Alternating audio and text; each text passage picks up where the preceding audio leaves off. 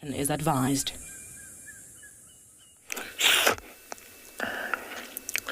Greetings, and a very warm afternoon. Welcome to the Masai Mara of Kenya. We have a mating pair here, and this lion has 2 lionesses. Welcome aboard your very own Safari Live from the African wilderness.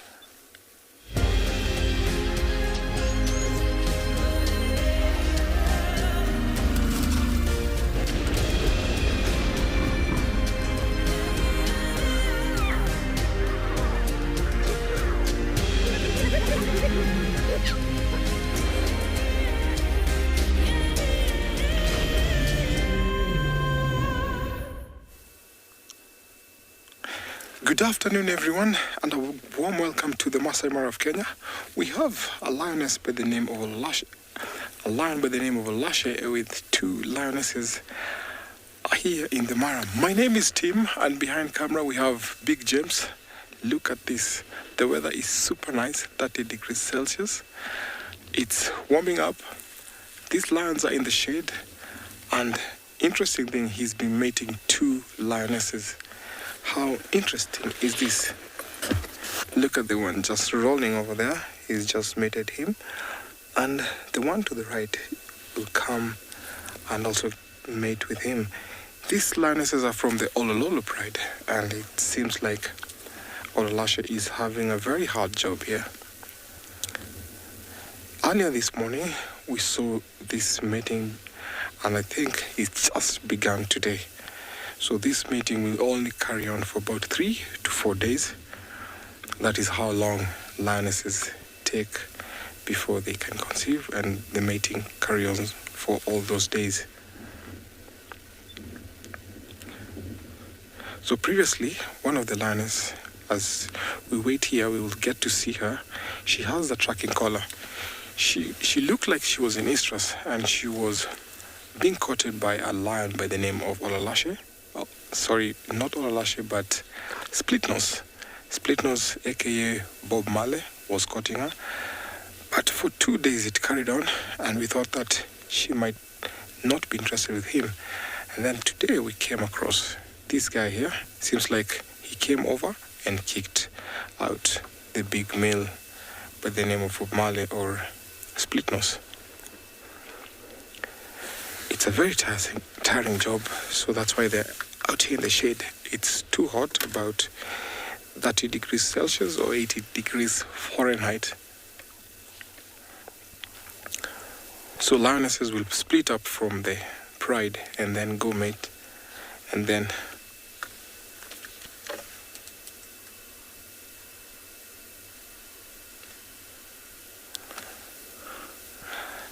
thank you for your question. Yes, a lion can mate with 2 lionesses or multiple lionesses from the same pride. As witnessed here, it's not unusual, but we don't often see a male mating with 2 lionesses. Yes, it's happening. These lionesses are from the Olololo Pride, and yes, they're mating with 1 male over here. How interesting is this?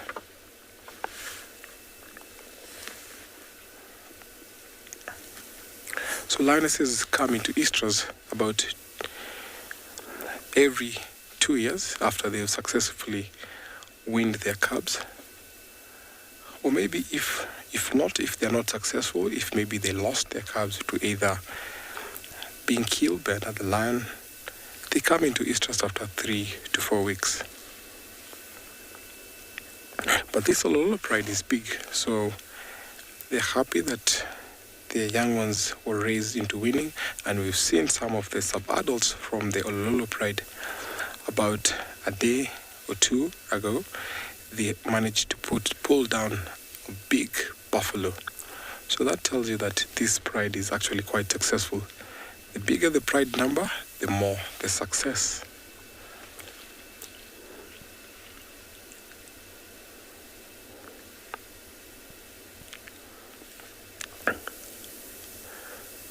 That is super interesting. Now the lioness with the collar is approaching Olashe.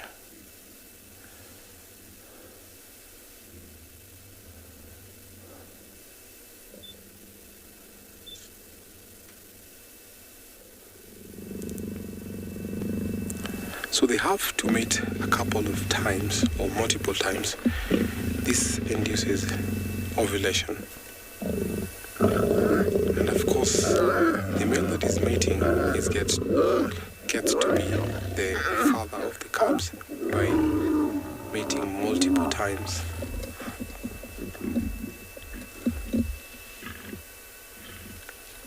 And he's going to rest. So this guy seems like he has a tough job. As soon as one finishes, then he rests a little bit and then the other one comes in. So we're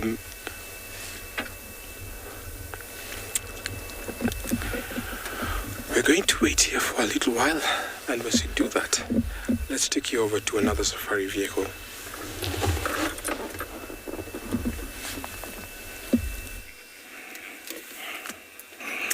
Jumbo everyone, a very good afternoon. Yes, we are here in the Masai Mara, and look what I just found. A very young cheetah, very shy, so I can't get really close to him or her. I haven't actually managed to really tell if it's a she or a he, but I hope I can get to do that before the end of the show. This is cheetah, an animal known to be found in short grassy plains of East Africa. Well spread all the way to Southern Africa. Jumbo everyone, my name is Isaac, and on camera I have Bungei. We are here in the plains of Mogoro area to show you what is happening. And our first animal to share with you this afternoon is the cheetah. It's somewhere there, Bungei. You will find it. There we go. Cheetahs are not very common in the Masai Mara nowadays, and the main reason is there is very long grass. When the grass gets shorter, we do get a higher population, but this has been the first one that I've seen in the last about 4 months. It is a jackpot for me. I'm very happy. Hope you know the same for you. Looks like he ate something. I would go with a he at the moment because he is panting. And when he walked from where I first saw him, he had a bit of blood below his chin. So maybe he had eaten something small. Cheetahs are very vulnerable, to all cats or to all predators, hyena, leopard, lion, and wild dogs. So they're always on the lookout, very careful, because they can get killed. This is the fastest land mammal, you know that. And they can catch top speeds of up to 70 miles an hour. These plains of the Masai Mara, look at that yawn, are perfect for that kind of pace because some places are very flat and they're able to accelerate to the top speed to bring down their favorite prey, the cheetah. I'm hoping that it's going to get up quite soon. At a distance, you can tell there is the annual buffet for all the predators, the wildebeest and the zebra. Of course, they're too big for him or her, but if it's a coalition of more than 5, they're able to bring down a wildebeest.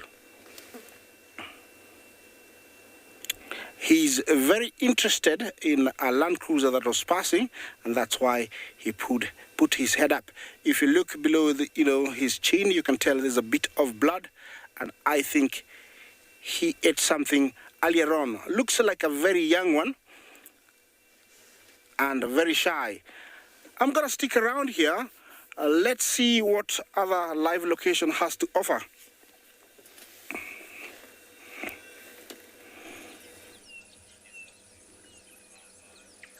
Good afternoon, everyone. So glad to be with you. Here we have Ribbon having a bit of a spa day in one of the few remaining puddles after our rains the last couple of days. Well, it's still a gloomy day down here in Djuma in the Sabi sands, but it is warm. It's about 27 degrees Celsius, 81 degrees Fahrenheit. Still could be rainy. My name is TRISHALA, and I've got Mpo, not Smoo, but Mpo on camera with me.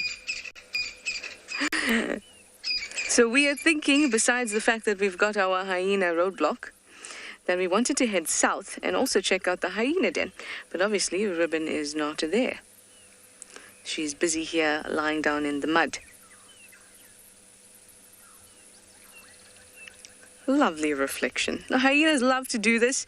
You see it quite often. They'll find a nice little spot of mud or water like this, and they just hang out there, just for a bit of a relaxing day, especially if you've got two cubs that run around as well as other little ones at the den. You would need a break every now and then.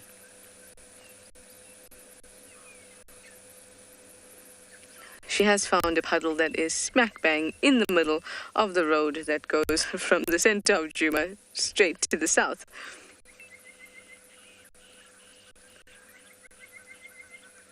She's just letting everyone know that she's the queen.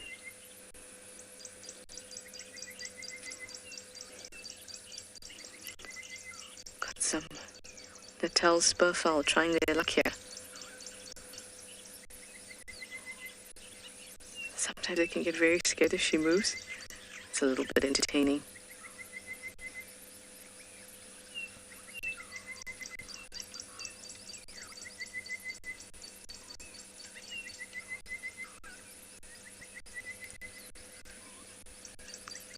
Are you gonna cross?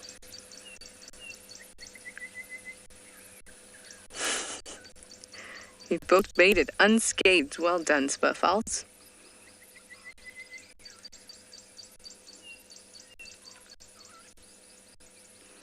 She's been flicking her tail up every now and then and getting some water on top of her back. Get her nice and cool. Like I said, it has warmed up. A bit of the road and other areas have dried up a little bit, but we're expecting rain the next few days too. I'm going to try and go around her. Hopefully I'll be able to. And head to the south and see what we can find around Twin Dams.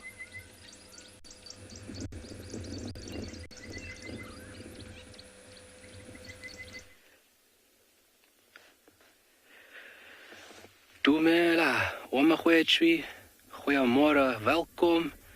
Welcome to Tswalu Kalahari.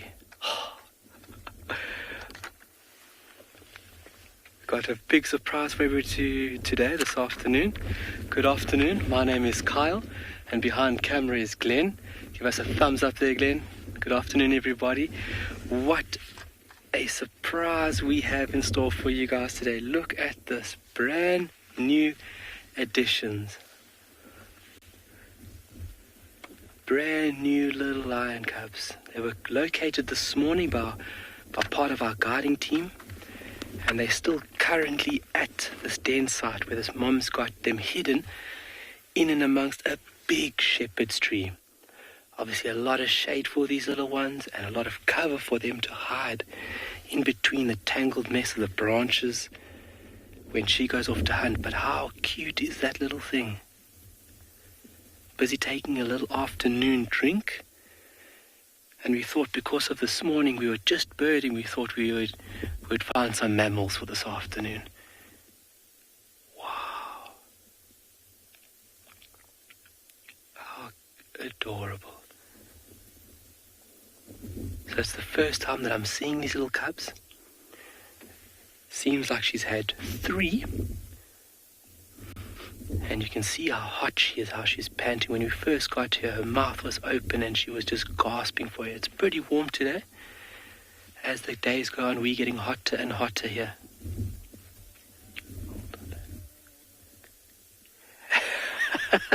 Jenna, cuteness overload. It is definitely a full dose of cuteness here, and it's just going to get better. I'm glad you're enjoying it, Jennifer.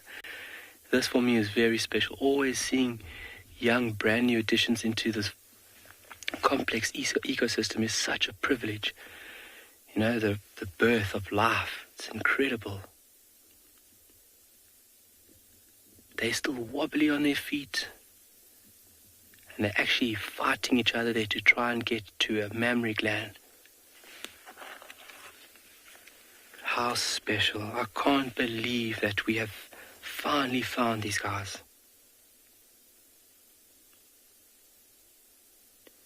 Yeah, so a toasty 28 degrees Celsius. So that's why this female is panting so hard and she's laying in the shade. Or a nice 82 Fahrenheit. So it is fairly warm today. And warmth isn't a worry of these little cubs. For all of our kids out there, I hope you're enjoying this. If you have any questions, please let me know. Kidsquestions at WildEarth.tv, or with the rest of everybody, hashtag WildEarth or at FC. Any questions or comments, please don't hesitate. Oh, a little bit of a tussle going on. And moms at this stage need to be extremely patient. They've got the world of patience. Those cubs will bite and play and run over, and she will just take it all in. It's in her motherly duties. Once again, these little ones being provided everything that they need. So, me to all the mothers out there, I salute you. Thank you for being mothers. Unbelievable.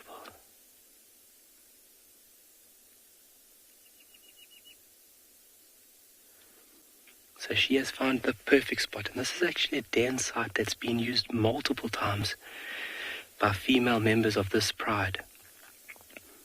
It's perfect. Lots of cover. Glenn, can we get an outward shot there? So just look where she's got these little ones stuck away.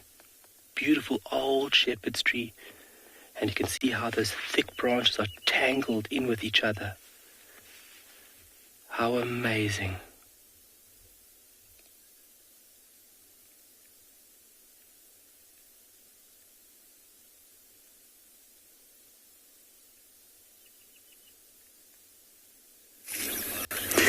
Good afternoon and welcome to the Sunday afternoon bush walk. Yes, we are on foot again, which is marvellous. My name is James Hendry. On camera is BK, the biceps. He cannot show you his thumb because he's holding the camera. And we are talking so quietly because there is a herd of elephants in front of us. And I think that this herd of elephants could be aware of us because the wind, unfortunately, is blowing directly from us towards the elephant. And so we just want to try and stay quite careful. I'm just going to move a little bit down this way, BK, because there we go. There the others are. Yeah, no, they're definitely aware of us. You can see how the one second from the front turned, lifted its head up slightly.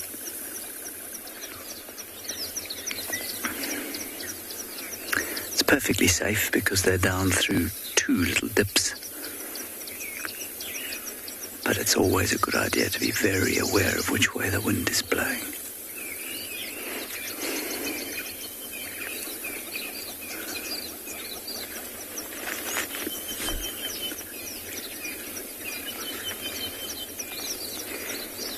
So special to be on foot again, and especially with elephants. Especially on a Sunday afternoon as well.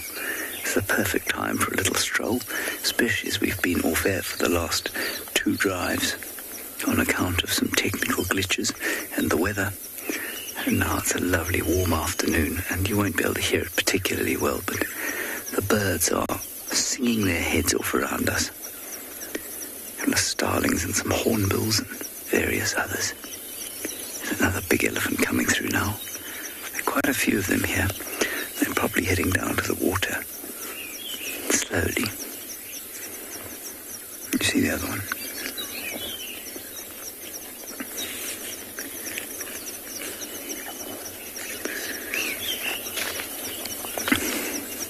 Yes, Rosalind, elephants can attack you on foot. They can attack you in a vehicle. They can attack you on foot, they can attack you in a tent, they can attack you anytime they feel like it. The question is not so much can they, but will they? And what is the likelihood of them attacking you? And the answer is, as long as you stay at a respectable or respectful distance and you try and view them without them knowing that you're even there, then it's pretty safe. Even if they were to come to see us, at this distance and with the topography like it is, we'd be perfectly safe. But I wouldn't go any closer than this with a cow and her calf like that, and with the wind blowing straight towards them. If the wind was coming from the other side, I would probably go down through here and up onto the next little ridge, and we could probably then watch them without them knowing that we were there. But they're aware of us, definitely. They keep looking, lifting their heads and looking slowly this way. They're not going to come rushing this way, but they know that there is some human around. There's a nice little one there. They're certainly not freaked out by us by any stretch of the imagination, but I think that they're aware. The other thing to keep doing is just look around, make sure that there isn't anything else close by.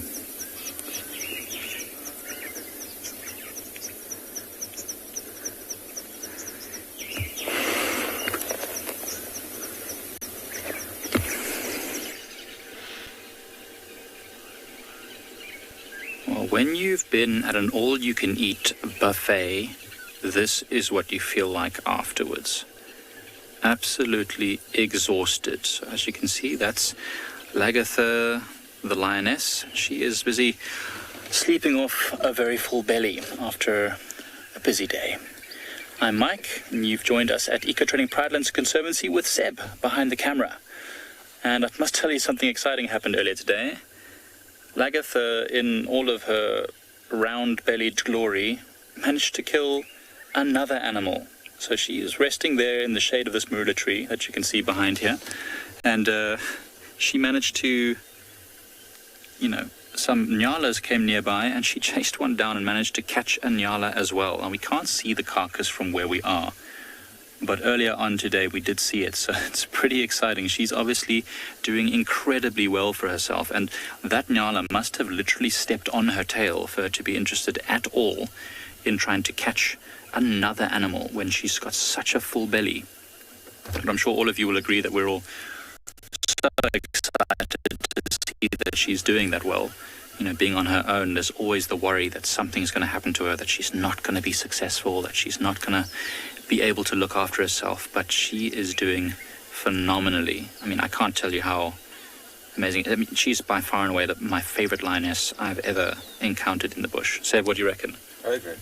Even Seb says she's in absolutely huge respect for this lioness to be on her own and still managing to survive. And she's young. Speculation was that she was 1.5 years old. I think she's maybe 2 years old, somewhere around there, but she's definitely still very young. And she's doing phenomenally. Look at that belly. See how she's panting heavily. It is quite a warm afternoon. It hasn't rained yet, maybe rain tonight. And because lions and other animals which have fur like this can't sweat, they have to pant heavily in order to get rid of the hot air that's in their, the heat that's building up in their bellies from all the digesting of the meat. So she's panting to try and keep herself cool, sitting in the shade. Well, there's not really going to be much shade, to be honest, but it is a bit cloudy, so she's just lying down on the nice, cool, wet earth, trying to keep as cool as possible. And you can see how well camouflaged she is. She's very pale, in the screen, but I can assure you that lying in the bush, when you're walking past, driving past, doing whatever, it will be very difficult to spot this lioness.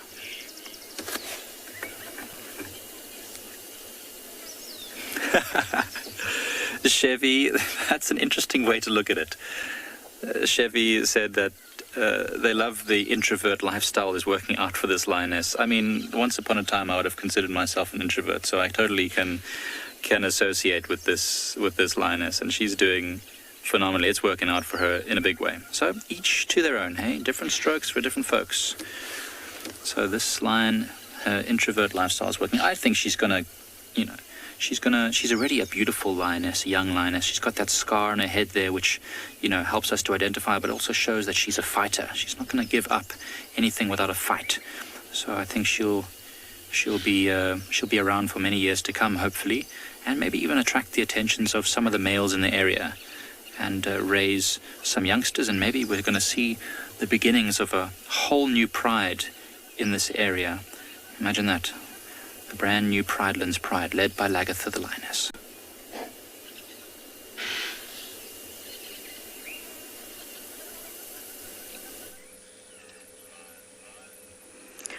Look at this. We found a lovely sounder.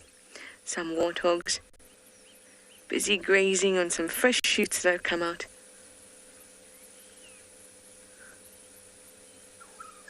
Looks like they had their hair done.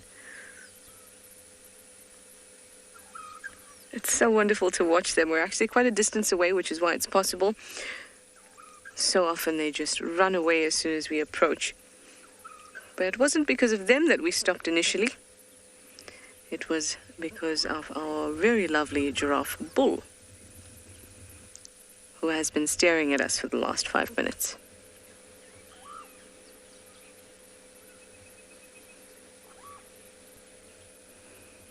Hello, you.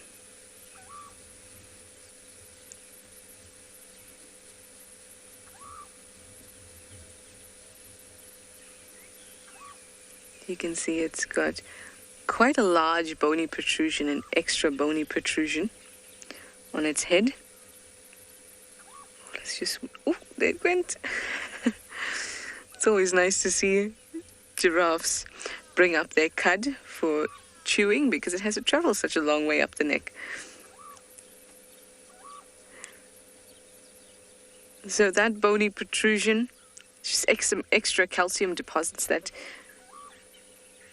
form on the males, and they look like extra horns, but they don't grow in the same way as an ossicone does. It's just extra calcium that gets deposited on the head. But what that does, and why males have carried it on, or why it has been persistent, is that it adds weight to the head. And that's very useful when sparring or necking, any type of dominance display. It's very useful to have a heavy head, because that's their weapon.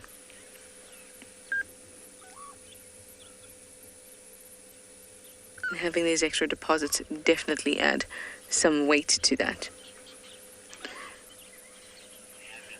Looks like he's hiding.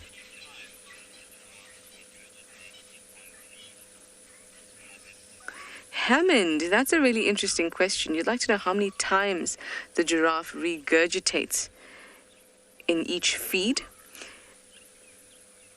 It will constantly have food in its rumen, ready to be regurgitated. And that's why you'll find with herbivores, ruminants, they're constantly eating, even herbivores that aren't, but they're constantly eating. They got little piglets. It's very sweet. So it will be regurgitating for as long as it feels comfortable. There's no period in which it stops. All that's continuously digesting.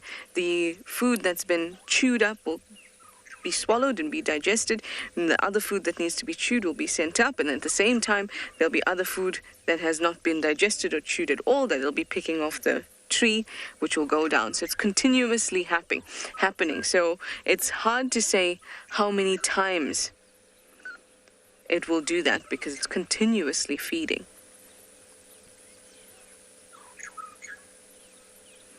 But they'll tend not to ruminate when they're walking, when they're moving too much, and when they're not feeling comfortable. Off they all go.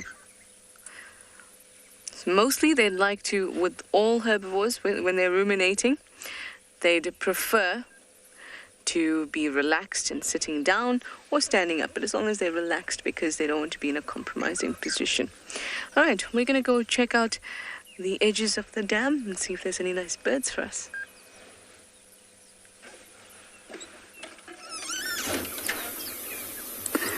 Now we found another herd of elephants, but on our approach to the herd of elephants, we found this rather enormous hive of African killer bees. They are not, of course, African killer bees, they're just bees. They're just honeybees. The notion of an African killer bee is very much a sensationalized one of the press. So this is just the African honeybee,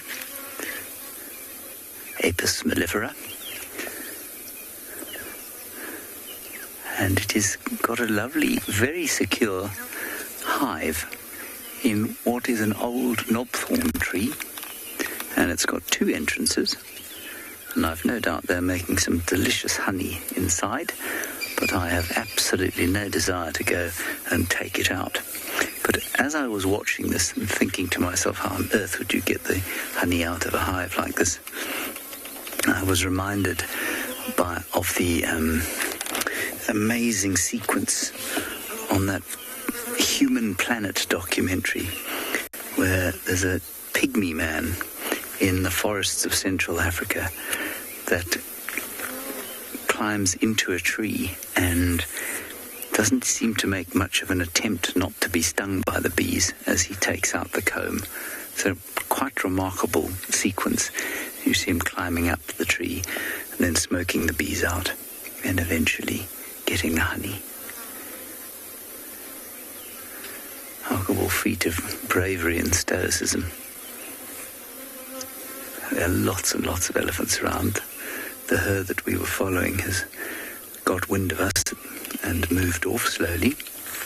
And we'll just walk around this termite mound here and see if we can see the rest that are coming along. You might just be able to see a grey shape through the bush there. And all I can hear is that animal is feeding. Unfortunately, this drainage line that we're walking along, this dry river, is precluding our walking around the elephants, but it's also keeping us safe because they're all the other side.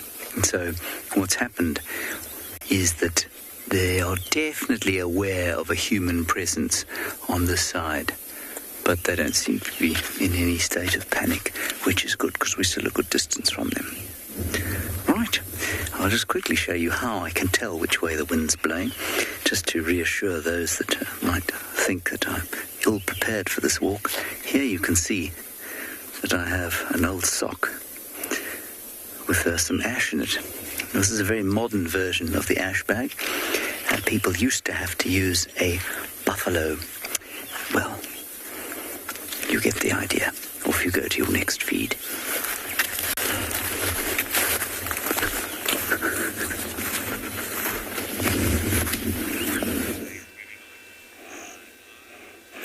Well, from the walk and back to our resting cheetah. He hasn't done very much since last time that we shared him with you, apart from looking at the vehicle and cleaning himself, getting rid of all the evidence that he had eaten. I'm going with a he because of the size of the head. The head, tells me it's a he, but, I can be corrected later on. This is an animal that is threatened all over the world. They have, we have less than about maybe 3,000 left, in Africa. So they are very, very few. To see one is what I call a jackpot. This guy is resting after a meal, very much like dogs and cats lack sweat glands. All heat is lost through the mouth, and that's exactly what he is doing. Because he is very vulnerable, or they're very vulnerable, every couple of minutes they have to put their heads up to take a look and to make sure nobody is approaching. Other predators will actually get rid of them. They have no territories.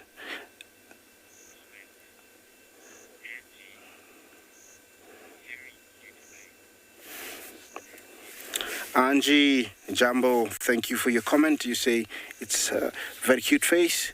Yes, indeed, it is very cute and handsome at the same time. These guys have got what we call a home range, and a home range can be up to around 300 square kilometers. And proof of that, some cheetahs have been seen here and then disappeared for many months, and then later on they are seen somewhere in the Serengeti, which is a very long way. It is important for them to have this kind of, territory, so that inbreeding is reduced, which is the biggest threat facing them at the moment. Is that with the loss of habitat, it has become evident that sons from them are mating with their mothers, and daughters are mating with their fathers, so weakening the gene, and when a disease hit them, it really killed them. A few years back, I saw that when they were really affected by mange, and many of them, died.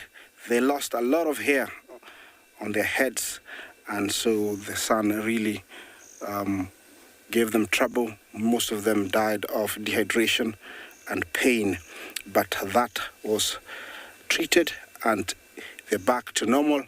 Their numbers are increasing, not at the pace that I would like, but conservationists are fighting to help this animal make a comeback. That is the side profile of a cheetah.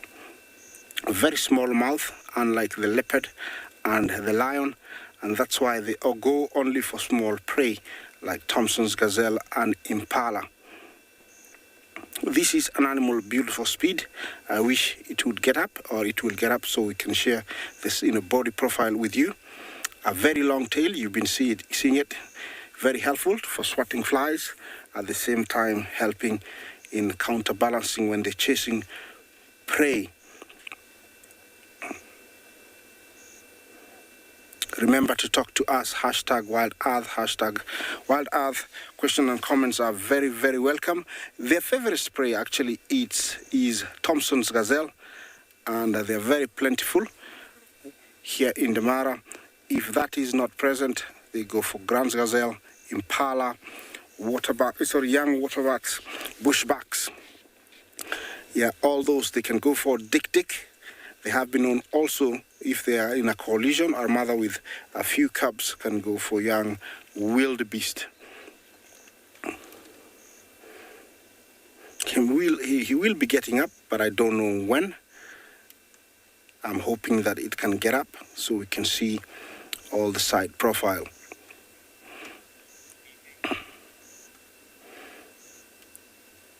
Yes, I'm going to stay here for a little bit longer.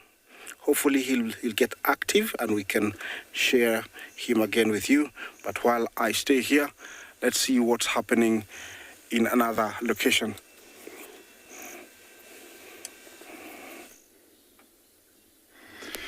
Good afternoon, everybody, and a very warm welcome to andBeyond Ngala. It's a very exciting day because we've got some sunshine, and this bird of prey is out and enjoying the sun as much as it can.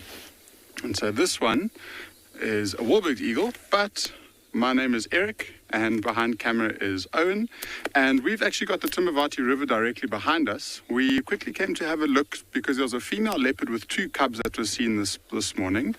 We went and we had a very close look around where they had a bushbuck carcass, but it seems like the bushbuck carcass was fallen on the ground and probably stolen by hyenas, which means that the leopards have moved off. And we sat and waited for at least 25 minutes or so with no sign of them. And so we thought it's probably better for us to move on and try a slightly different area. So we might be moving towards an area where we were yesterday. And if we're very extremely lucky, we might be able to catch up with those wild dogs we had so nicely last night.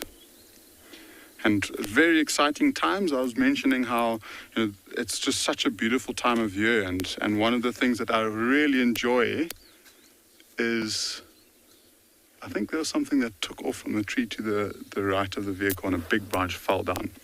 But anyways, the migratory birds that are starting to come back, and I'm sure this is a bird that we've been seeing quite regularly on WildEarth in the last couple of weeks. The Wahlberg's eagle have finally arrived. And we're in quite a cool spot because we've got one clear sign of summer on our left-hand side. And if Owen wouldn't mind panning off to the right-hand side, we've got another beautiful specimen of summer, which is this Scotia, or the weeping boerbean. And it's in flower at the moment. And this is probably within, the last couple of years of my guiding career, it's probably the best season for these Scotias. And they're just so beautiful because the contrasting greens and the reds stand out from a mile away. And I've never noticed how many Scotias we've seen. And so we're going to leave this beautiful tree and bird, and hopefully we'll be able to find you some wild dogs this afternoon.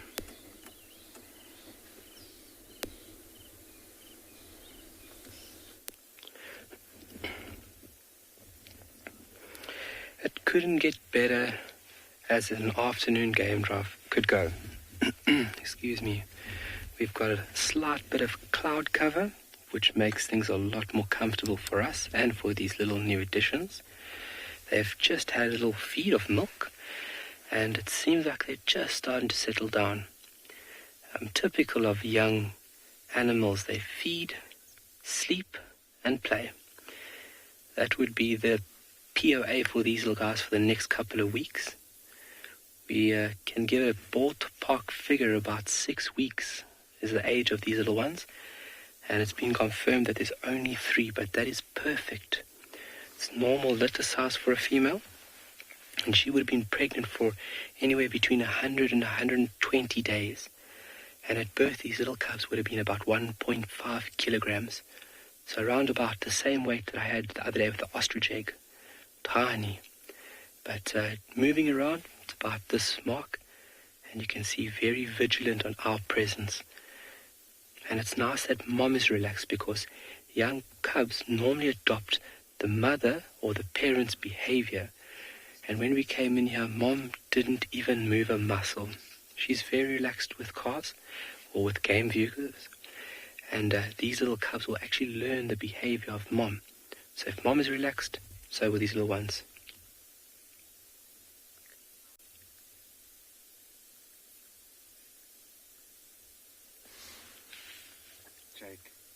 Jake, 3 new pop stars.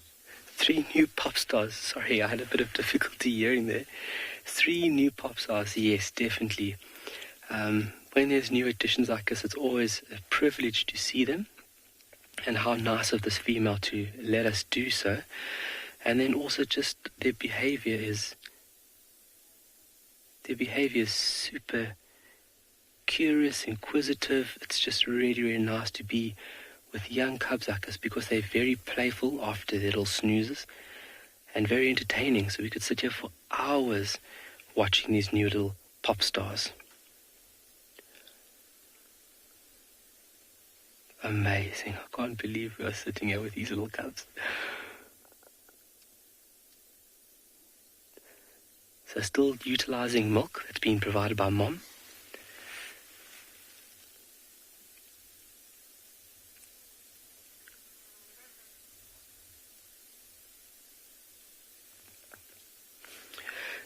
Darty, is this her first litter of cubs?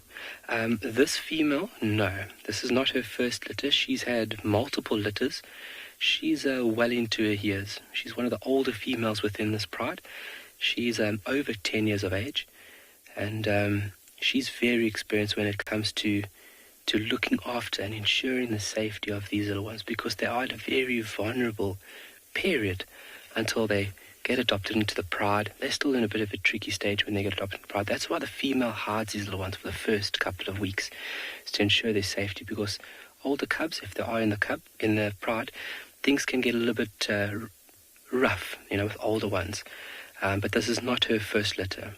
So experience would be an upper hand to ensure these little ones reach maturity at a strong, steady pace.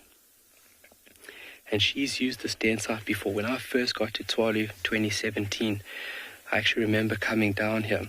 It's a very prominent low-laying camel thorn, and it's perfect to stash little cubs away.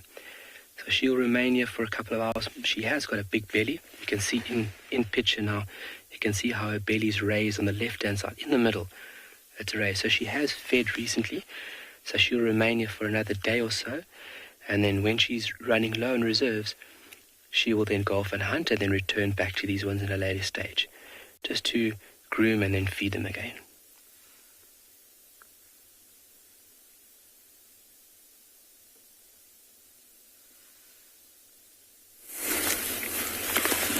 We were trying to avoid yet another herd of elephants when we came up onto this termite mound in order to see where they were, and BK spotted this blister beetle. Now, I don't know how many of you have had the experience of a blister beetle before in your lives. They are visually very appealing, but they are sensually, in other words, tactilely very unappealing. They exude a nasty toxin which contains cantharidin. Well, some of them do. They don't all have cantharidin, but some of them. And that blisters the skin. It creates this awful itching sensation, which then blisters, and you find bits of your skin coming off in sort of oozing flakes, if you like, sheets. Somewhere between flakes and sheets. Anyway, this particular chap is harmlessly sitting on the end of a grass stalk, so we shall leave him be. But they're quite attractive colours, and those attractive colours, as many of you will know as well, are forewarning. Aposematic coloration.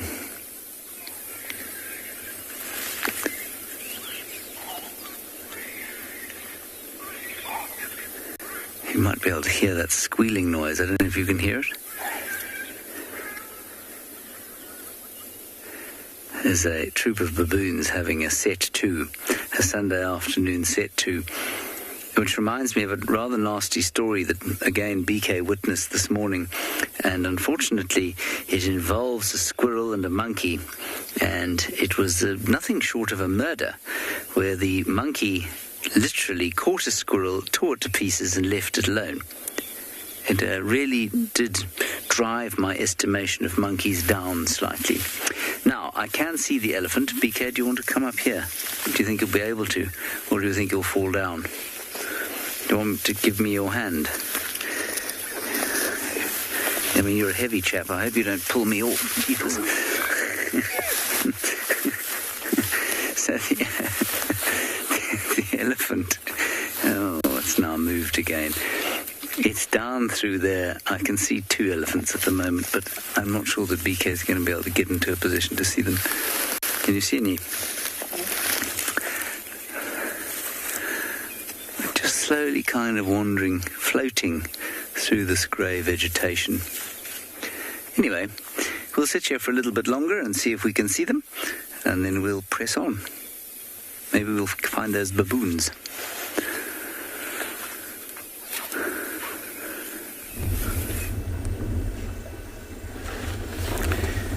Now from the elephants here, we come across the small bulls accompanying themselves with a very big bull.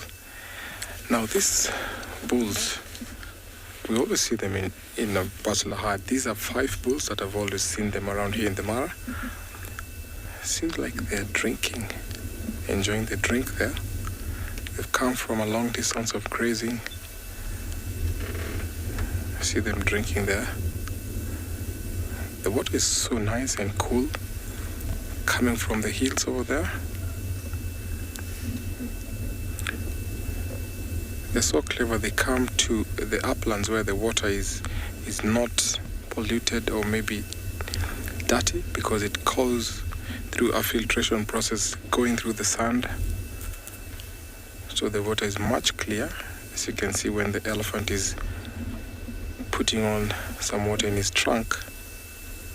See, the third elephant there is drinking also.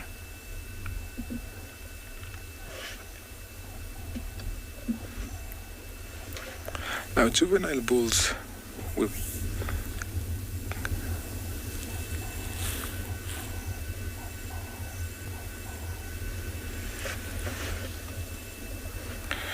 Thank you for your question. The elephant favorite food here is actually mixed up. They come from grazing to browsing on leaves and twigs. So depending on the availability of food and where they'll be walking, so food keeps on changing. We find that there are places where it's short of grass, so they tend to eat on leaves and branches and twigs.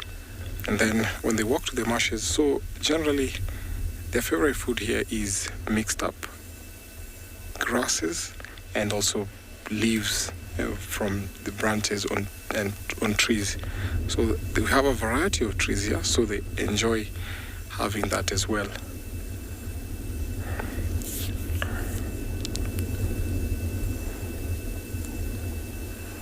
When an elephant is thirsty, at one go they can drink up to 170 liters of water.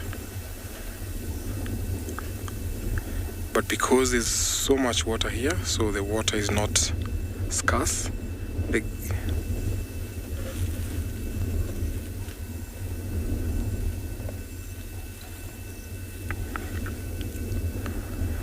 so we have the savanna elephant here, we have the forest elephant, and we have the Asian elephant. Of course, there's different in sizes. So both the bush elephant and savanna elephants all possess tusks. The Asian elephant, the females don't have tusks. So I would say it's about 3 that we have. But in Africa, we have only 2.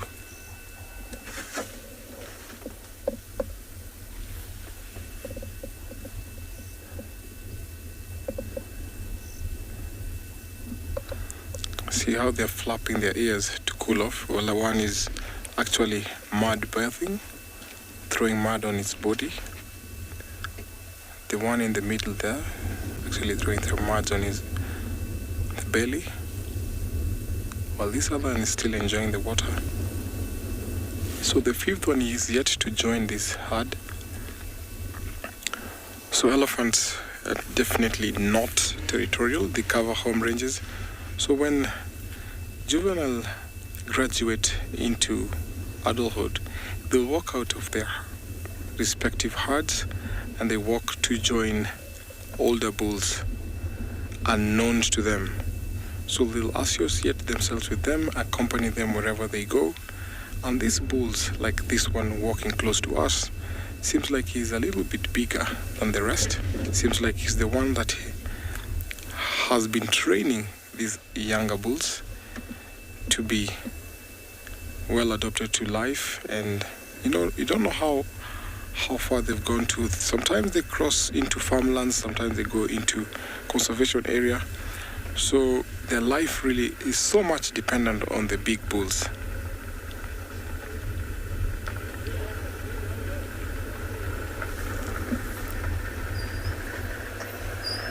See, it's super green there, and they're enjoying the grass there. So lush because there's lots of water here, so making the grass more greener, softer, and even sweet.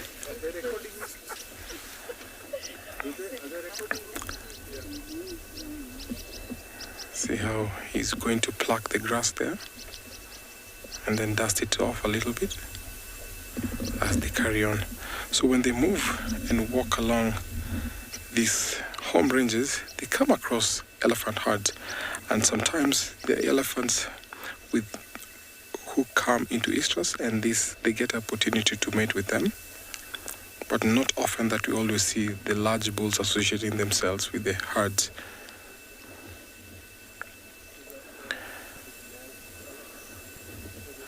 So because of the bond, and because elephants, don't forget, sometimes they return back to their maternal herds, and once in a while they will mingle and interact, and then they walk off to their respective bachelor herds.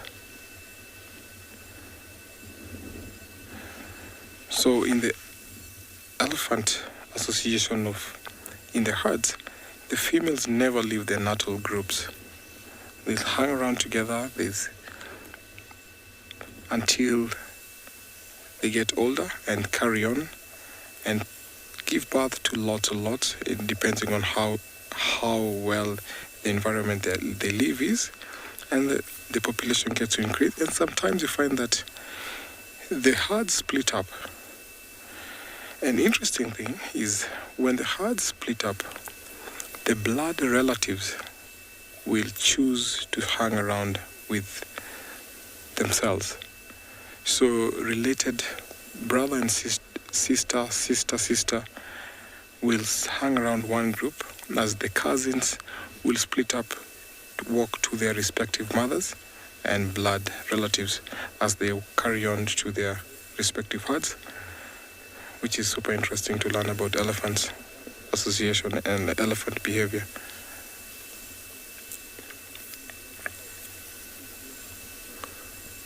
So these bulls walk long distance.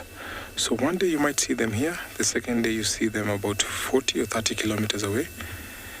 So making them nomads.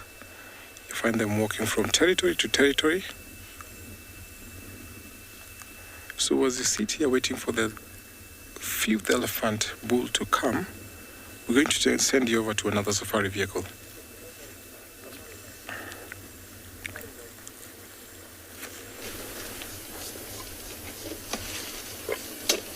So we've also got a bull over here at Pride Lands. We're just coming through a little drainage line on the western end of Leopard Dam, and we gave this young bull a little bit of a fright, and he sort of stood tall a bit, and he started, he flapped his ears a bit, but he's calming down now, as you can see. His eyes are soft, and he's just feeding on some sticks. Oh, that's the stick that he's feeding on. He's just showing us.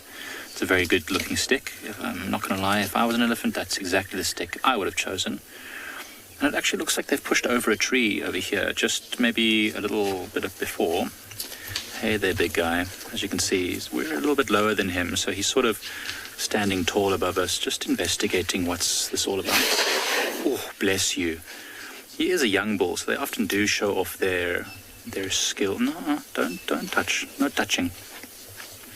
So it looks like they just pushed over a knob thorn a bit earlier.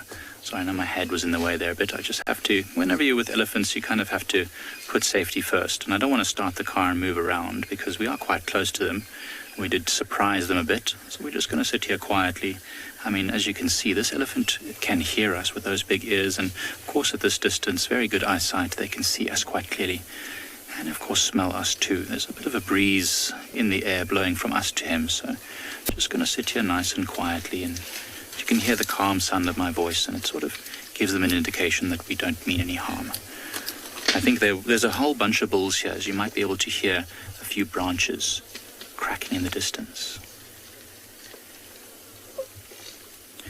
So they're pushed over. You can see on his nose there, on the trunk, just between the tusks, you can see a bit of what looks like maybe the bark or bits of whatever from when he pushed over this tree.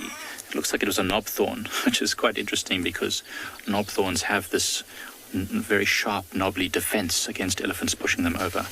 But this one obviously did manage to get past that defense. And they pushed over the tree. You can see on the right-hand side of the screen there, just feeding on that knob thorn. There's another elephant busy eating the smaller branches. So interesting. It's very dry still. We've had a lot of rain, so it's actually wet, but it's not green yet. There is a bit of a green flush happening. Lots of the grasses are starting to come. Oh, there's actually a bit of green right in the middle of the screen there on the branch. I don't know if it'll be easy to focus on it. It's very messy and branchy, but there's a little bit of green right there. Can you see that? That is what the elephants are after.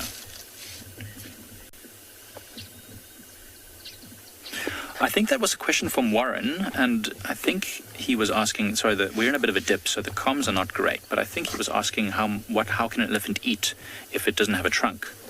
That is something that would be quite awkward, I think, for an elephant, because, of course, they use the trunk in many different ways. But if, let's say, an elephant did lose its trunk, right by the tusks there, it would still be able to eat, I mean, it would just have to feed on stuff that was low enough to put directly in its mouth. It would just not be able to use its trunk to pull things and lift things. It would have to feed directly at mouth level, so to speak. I've never seen an elephant with a trunk that short, but I've seen many elephants before with pieces missing from their trunks. And they seem to do just fine. They just adapt their behavior to survive in that situation. You see it in many animals, including humans. When a person is born without or loses a limb when they're quite young, they're able to, change their behavior in order or use different methods in order to get the same jobs accomplished. Maybe not with the same amount of ease as another elephant, which had a full trunk, but certainly in a way. I mean, you've seen Limpy. You've all seen Limpy, the elephant bull, who's got his back, I think it's a back right leg, is much shorter than his left, and he's able to keep up with the elephants absolutely fine. He's feeding and he's doing all of the things, just as an elephant does. There's the other young bull that was feeding on the knob thorn that was pushed over. It's just heading off now. You see, that young bull did obviously decide that whatever we weren't causing him any trouble, and we were just sitting relatively quietly, and now he's moving off. So nice to spend time with these animals, and you have to respect them because they are very... Is that a bull? That actually might be a cow. No, I think it's a young bull. It's very difficult to tell. But certainly you have to respect these animals, as even when it's a young bull, can still cause a lot of concern if you don't treat them with respect and, sit quietly and allow them to move past you without blocking them. Spectacular to watch them walking off into the bush after a close encounter.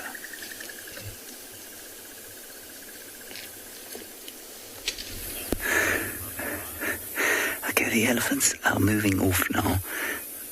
We just kind of happened upon yet another herd. So what I'm going to suggest we do is walk down here.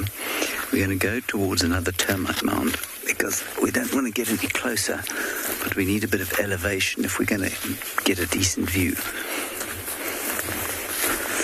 So rather than get closer to them, we're just going to climb up a mound. The wind is very swirly today, which makes life a little tricky. But the bush is relatively open because at this time of the year it's at its most open, although it's going to thicken up quite a lot after this last rain. It does mean that you can see them at quite a distance. March up this hill. Easy for me, extremely difficult for BK. Sorry to you, BK. Sorry for you. There we go. He's young and strong, you see. And there they go. Into the invisible bush. You see them there?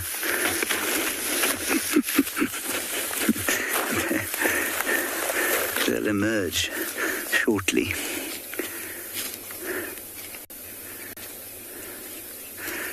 What a great view. I can see about a square centimetre of elephant skin. Oh, there we go, 3 centimetres.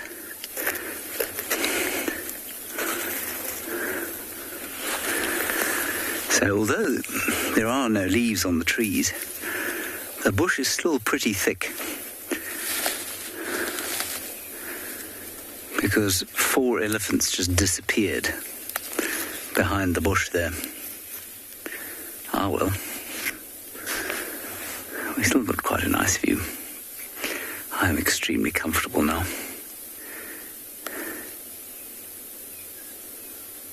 You still see them, BK? Not anymore. Not anymore. They've disappeared. All right, well, from this position, I'll tell you what we will show you, other than the elephants. If we look over towards the northwest there, what you can see is the clearings outside camp, which are most unromantically named quarantine clearings. But until 3 or 4 days ago, they were grey-brown. They are now very bright green. Indeed, they look like a golf course.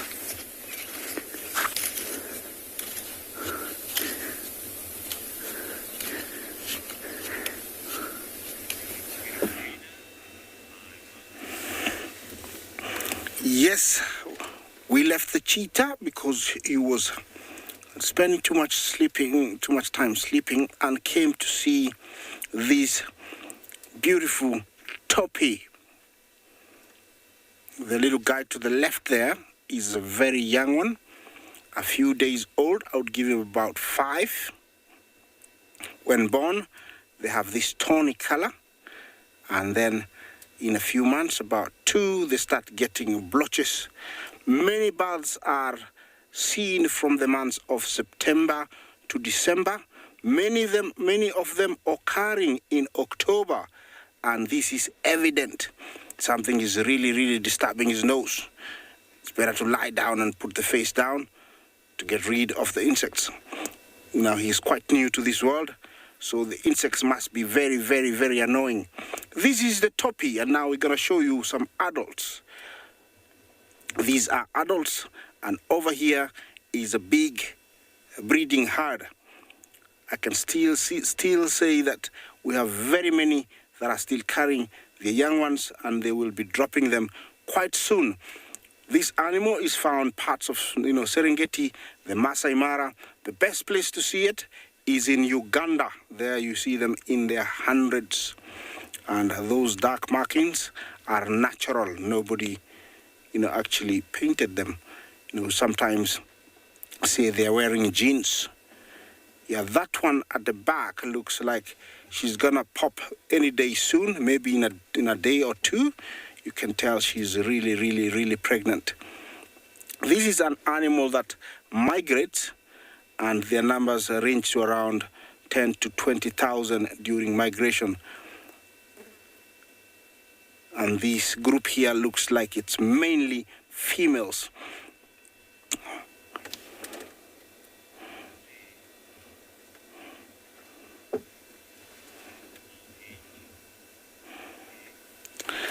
Clay Jumbo, you want to know if it is possible for toppies to die of old age? Of course, yes.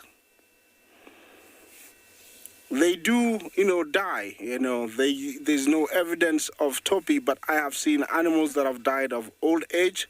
So I don't see why any animal cannot die of old age. It can be lucky to be able to age in a place where there is few predators.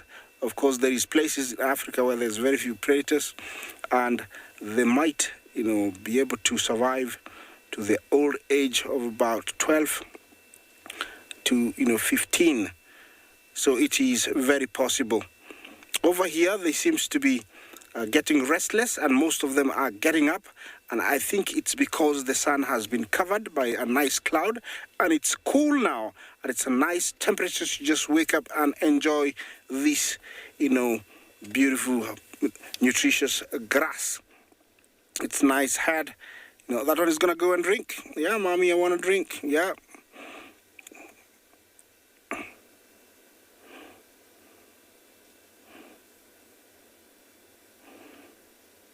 Yeah, stimulating that teat so it can, bring out as much milk in the shortest time possible. This is the highly nutritious fast milk that most young ones need, because it's full of vitamins that are necessary, to create a healthy, body immune system. Mommy doesn't want that anymore. Maybe it was too hard on her. Is that another one drinking? Yes. Looks like the young ones are very lucky, have decided to drink because their moms have been lying down, and now it's time to have a drink. Yeah, these are lots and lots of young ones. Here I don't see any males, but they are very prevalent every now and then. He's listening to me, this little cute little guy. And when you see males, usually they're in big herds. And during lacking, which is the breeding time, you find them forming... Oh, that's too hard.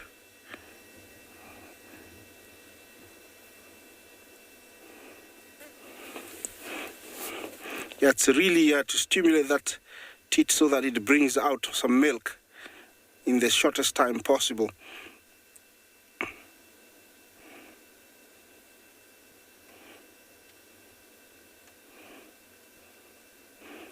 Must be really, really delicious, tasty for them to be. You can see that one has got an umbilical cord, so it's only about 3 days old. You can see in between the legs.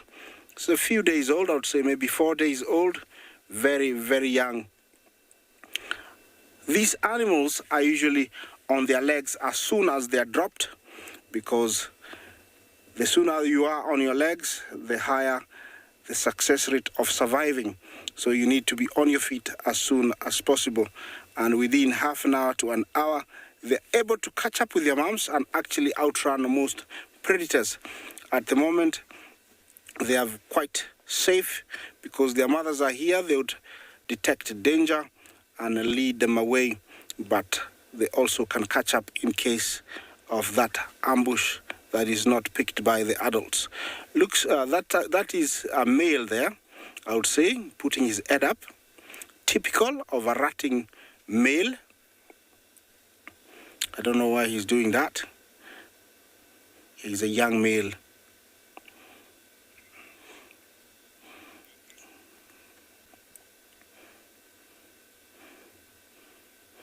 Well, we're going to stick here for a little bit longer. Let's find out, what's happening somewhere else.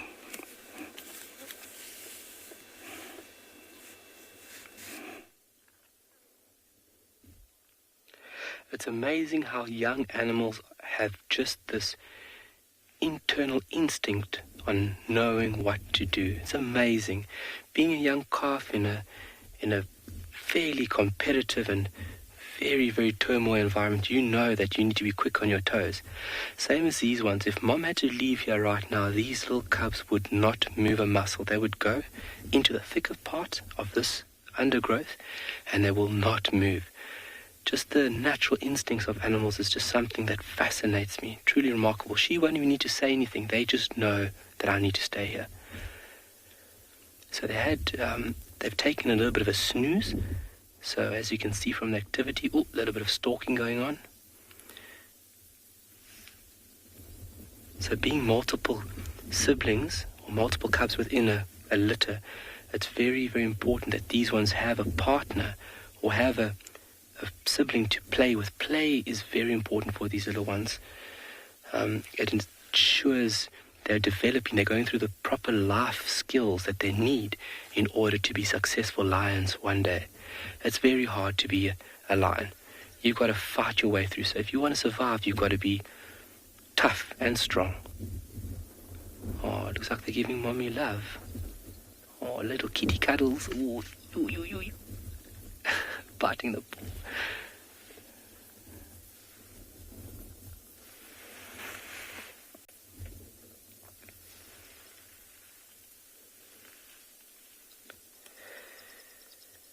Emily, how much lion milk will a lion cub typically have a day? I would say maybe on average 500 mils to maybe about a liter. That's a very good question. Second question, again, today, nice. Emily, thank you for that question. That's an intriguing one. Same as Luke. Luke asked a question this morning. Oh, no, it was Liam, sorry. I hope Liam's watching. Hello, Liam. Asked me a question this morning about that pearl-spotted owlet's lifespan. So I was in the right ballpark, 5 to 10 years. It's between 5 and 7, but 5 to 10 is a rough estimate. But for these little cubs, on amount of milk they drink per day, I would say under a liter a day. I mean, they can really have big, big bellies. When a lion cub goes at it, I mean, their bellies can be distended. At this point, they are still drinking milk. They'll be weaned at about 6 to 9 months. Oh, and look at Mom, just there to provide all the time. If these little cubs weren't here, we could just look at those nipples and we could know that she has got cubs somewhere. From the dark staining around the nipple itself, and then also how prominent the nipples are on her tummy. And then also she'll have like this, a bit of weight.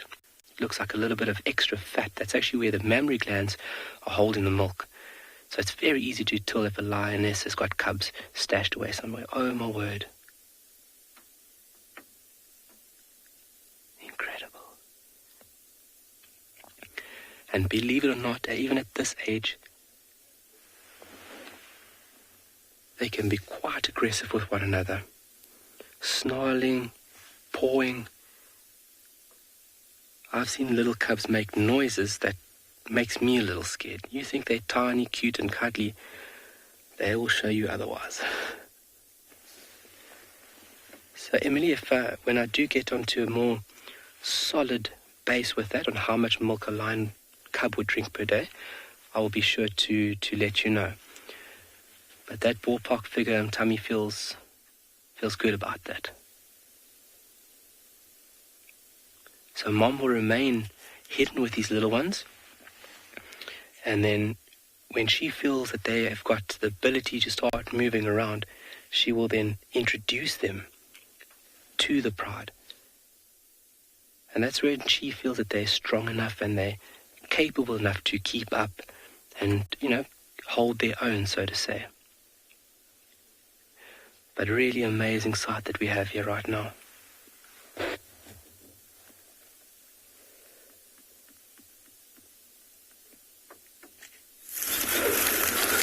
Now, I don't know what fate befell this poor little longhorn beetle. Well, I mean, I do. That's a really stupid thing to say. It's hanging dead in a spider's web. Of course I know what happened to it. But I don't know when it was killed, and I don't know what kind of spider killed it, because I'd have thought that most spiders would not be out just yet, but this web is definitely a fairly recent one. Where its owner is, I'm not sure.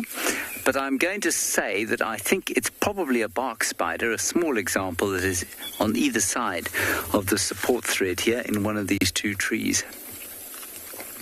Anyway, what the spider has done for us is it's not dead. It's still alive. Now, this really does tear at the heartstrings, because I overwhelmingly want to free the thing, except half its guts have come out of its backside, and I don't know. It's all just rather sad. Anyway, what we can see, if you look carefully, is obviously the long horns, so the antenna that identifies it as a longhorn beetle. You can see it is a beetle from the fact that it has got two sets of wings, and the first set, the elytra, are not actually used for flying. They're used as a protective covering. There, you can see it's covered the wings, and they're like armor. So it opens those out and then uses the rear wings to fly with. In this case, not so much anymore. And so that's how you know that it's a beetle. And sometimes on other beetles, you'll find that the elytra are fused, and they can't fly, something like some of the ground beetles, the embryonic beetles. I think this thing's actually laid an egg, and that's not its guts. Let's just watch for a second. I find this very difficult. I don't know about you, but I suspect it exhausted itself.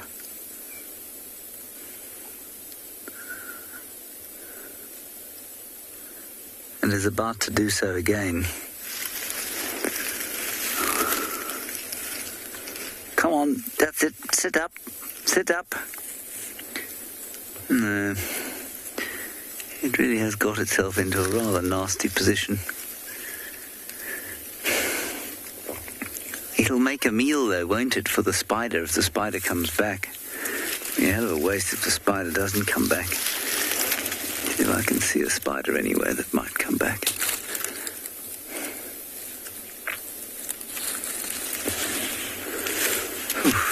Dreadful.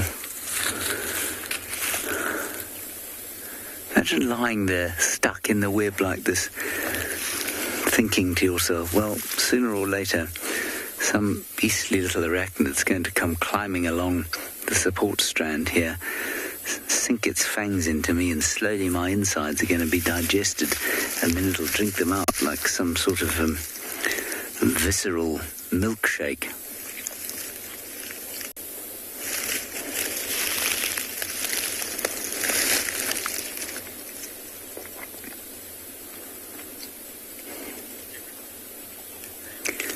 Many of you begging me to save it. You see, I know a lot of you are begging me to save it, but there are an equal number of you that are sitting there saying, if you save that thing, I will attack you on Twitter. I will rain fire and brimstone down upon thine head if you if you release this beetle.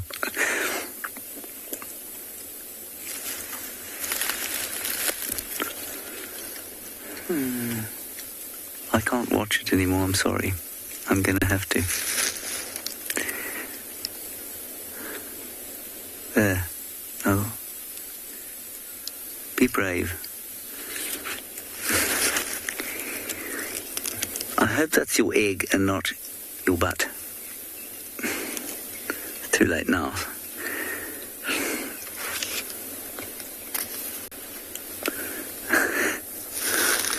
He looks much happier now. Or she.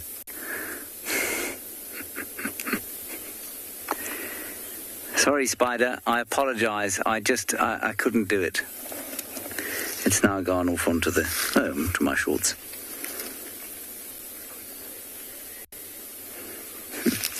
Many of you saying yay. Well, I'm glad you are. The spider's not, and nor is the spider club of the universe, if there is such a thing. Okay, let's put him back on the tree, and then we'll carry on.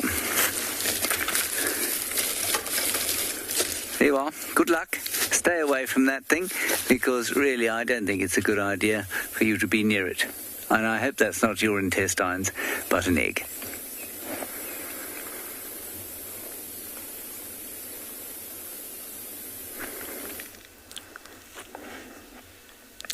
Sometimes it's nice when you see spiders. Out here we sometimes see very funny looking spider webs from the funnel of spider. And of course it will be interesting to find one here in the Mara. But here we have an elephant herd, so we have two separate herds. Now to our left we have a big herd as compared to the very first herd that we just seen. Now these herds will mix up when they are walking through these home ranges. Sometimes their home ranges overlap when they're walking over to find good pasture ground.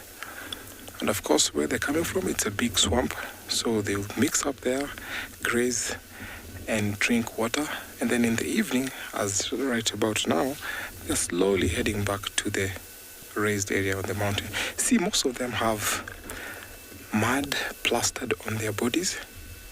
This is super cool to see. Now, it's very important to note that when elephants have come across a water patch or muddy area, they will sprinkle water on their bodies to cool off. But one more important thing is that they need to mud wallow, because the wallowing in the mud will make them 8 times more cooler than spraying water on their bodies. Because elephants lose a lot of water through their bodies. A young one, like that teeny calf that you see, can lose up to about 2.5 liters of water through their body excretion. That is a way of cooling themselves. And adults can lose up to about 2 or 3 times. But when they come to a watering place, they will spray the water on their body.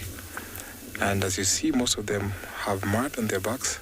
So plaster their body with mud, which makes them more cooler and can keep them for longer. Wow, that young one is really struggling to use his trunk. See, because he's not yet fully adopted to how to use his trunk, they sometimes kneel and pluck or grasp grass with their teeth. By the time that calf is about 2.5 or 3, he'll have already learned how to use the trunk. A little scratch on the ear there. You can see he already doesn't have the tusks. The one just in front of him is about, I would say, 2 or 2.5 years, because the tusks are developing when they're about 2 years old. You can also see that calf is actually the size of the mother's belly. So at that age, we call them the underwalkers. From the age of 1 below, they walk under their mother's belly. So we call them the underwalkers. So these matriarchs play a very important role raising this entire family. So it comes with about related sisters, cousins, and of course makes it become an extended family, making only the bulls leave the natal herds, and the females will always stay and stick around with their mothers forever. See how that elephant is flapping there, the one to the right. Interesting. By trapping cool air between their bodies and the ear, they are able to cool their blood within the vessels in behind their ears, and which of course is helping the elephant to cool off.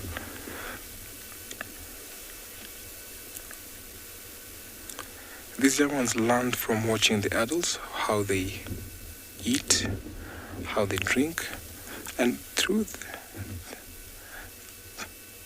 this entire time, they will learn that by, of course, the course of time when they walk back and forth to the grazing grounds, water, and all that. So as you watch these elephants slowly grazing, let's take you over to another safari vehicle.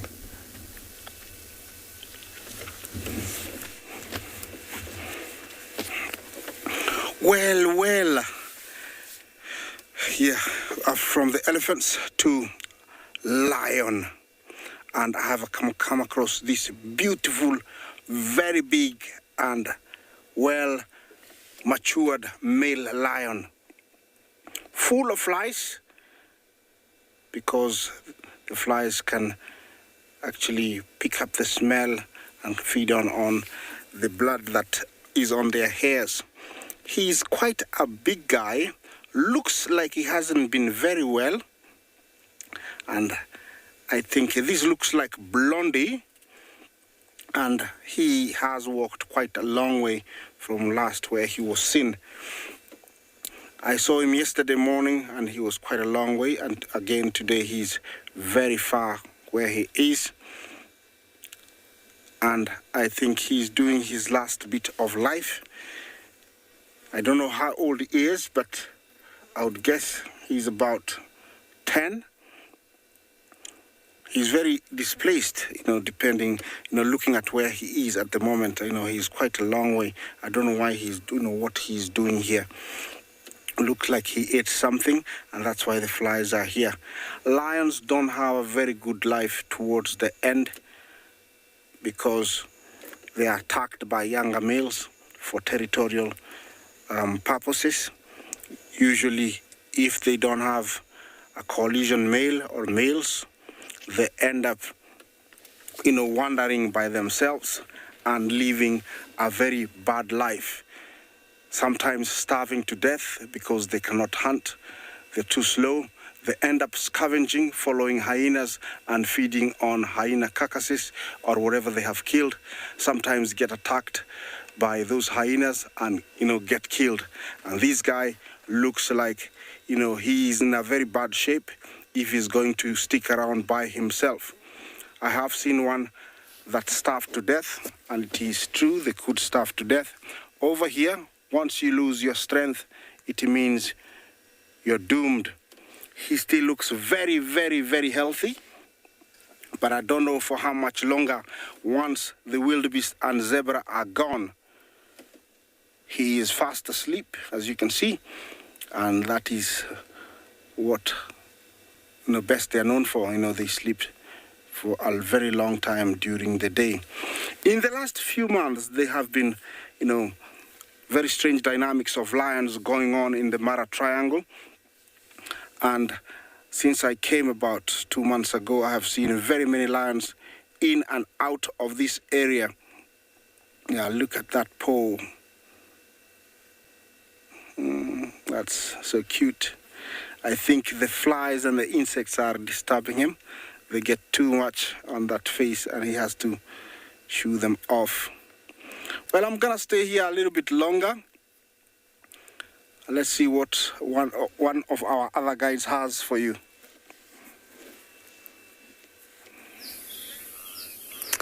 Here we have got my very first dung beetle of the season.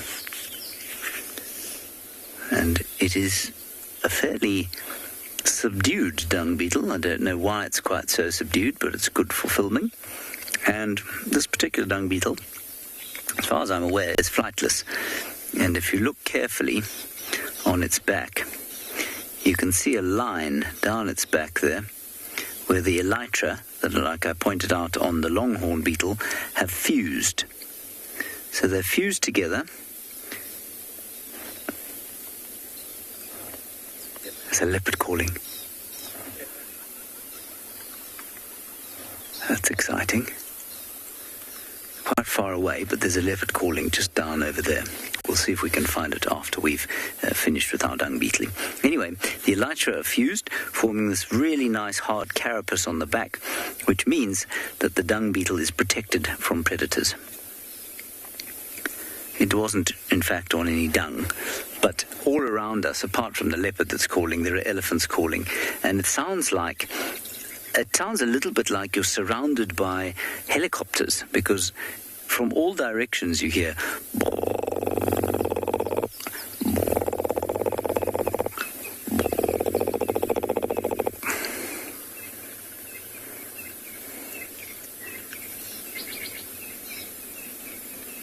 There he is. Isn't he a good-looking fellow?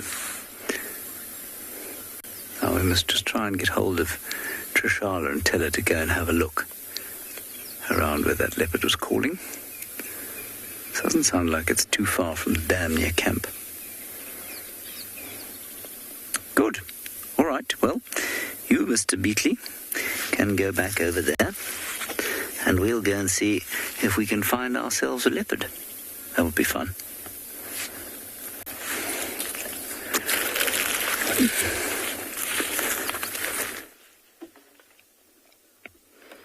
All right, back to feeding and playing. Just to get back to Emily's question, Emily, I'm just sitting here trying to think about it. I'm just going to think practically. At this stage of their lives, a couple of 100 mils per day, and as they get older, that will progress. It's when it comes to age, isn't that, we try and put so much into our hard drive that every now and then we get stumped and you're like, oh, okay.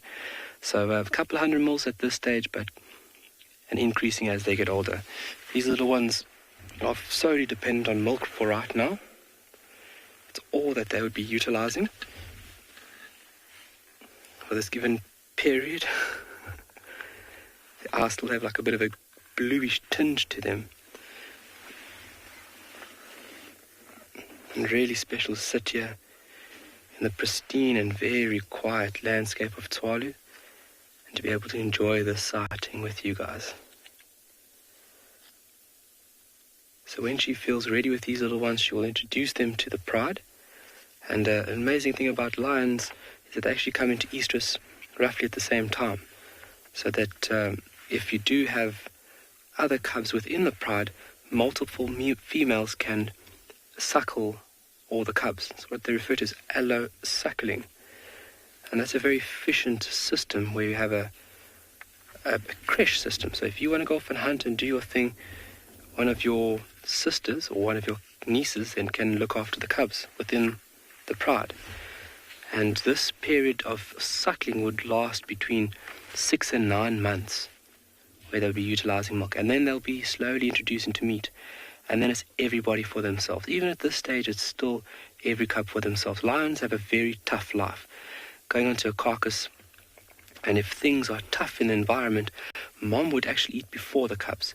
The cubs would have to work their way in there, and hopefully, in the mix of things, they get a piece here and there. It's a tough system to be in. And it's amazing how they survive to adulthood, and you can see why they are like they are. Mom, wake up.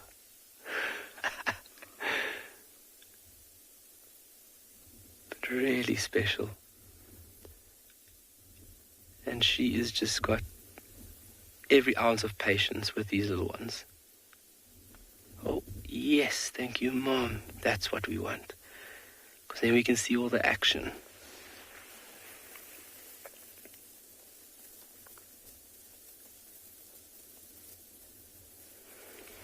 So from this little bundle of fur, 3 months, at about a 3-month age, they'll start moving off with the pride. And actually assisting or watching on hunts. Lions have to learn everything by observation. They're not taught. Unlike leopards and cheetah, and the parental care and the technique to develop your hunting skills is honed in and stimulated by the female. With lions, everything is via observation. So having multiple cubs like this here, they are really honing these skills. Look at those little claws coming out on Mom's tummy there. Glenn, can you just get in a little bit on that lion's paws? Look at those little claws. One day those will be very efficient tools to hold down and lock onto prey. Now it's just all about the technique and how to actually use these little claws. Look how she's moving up and down.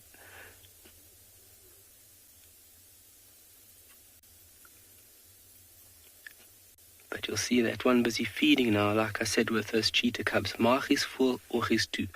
Stomach full, eyes closed. That's typical behavior of young.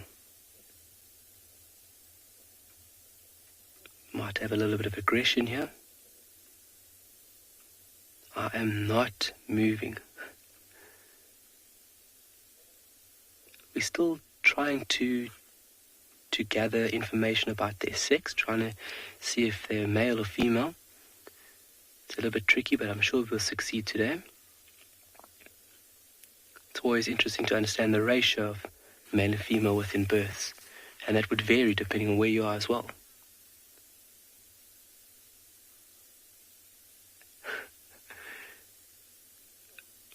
Watch the one on mom, watching its sibling's tail. He just wants to play. I don't know if you guys can hear the noise that they're making.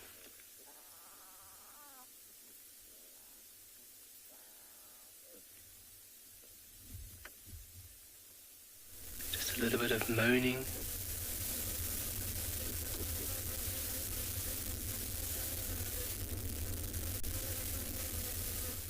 Amazing. Really, really, really amazing.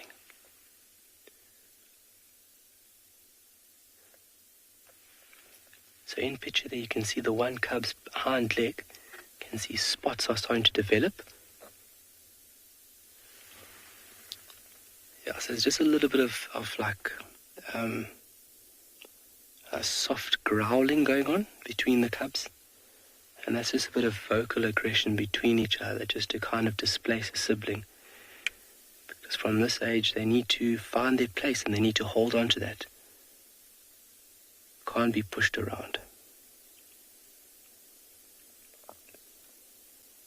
So they fed about 15 minutes ago and they're feeding again.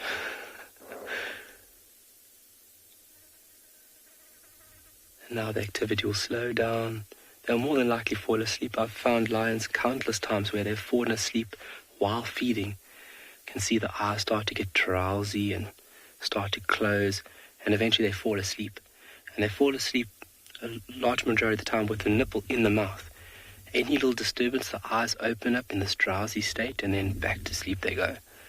It's like a kid with a dummy in its mouth. But mommy's getting hot. We've got a nice cool breeze coming in from the southwestern corner, and obviously being in that shade provided from that bosque here, it's a really nice, comfortable spot for her to do what she needs to do right now. And she looks asleep, but I promise you, if I had to put one foot onto the ground, she would be up like lightning. Very protective over this point with these little ones.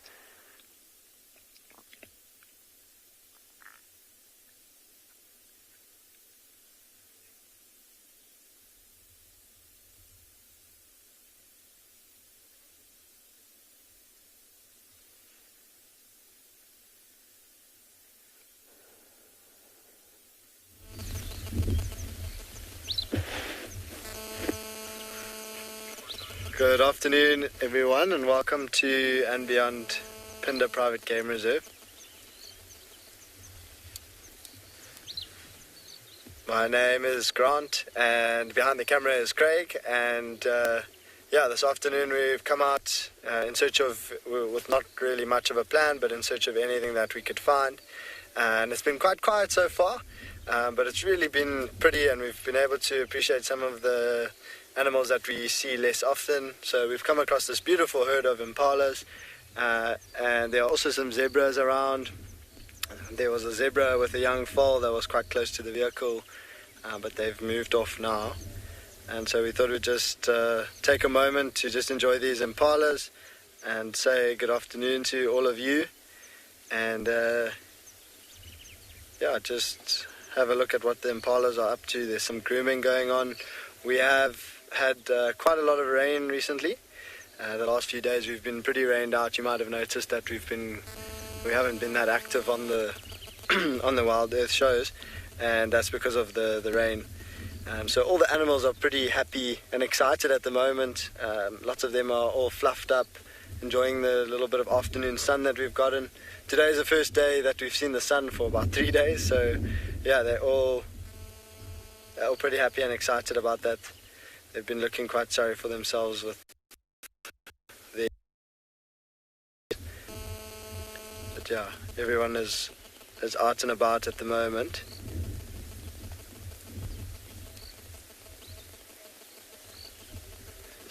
So you might see those clouds in the background.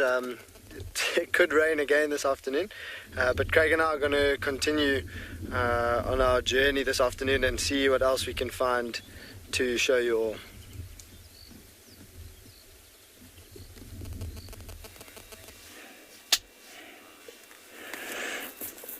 Well,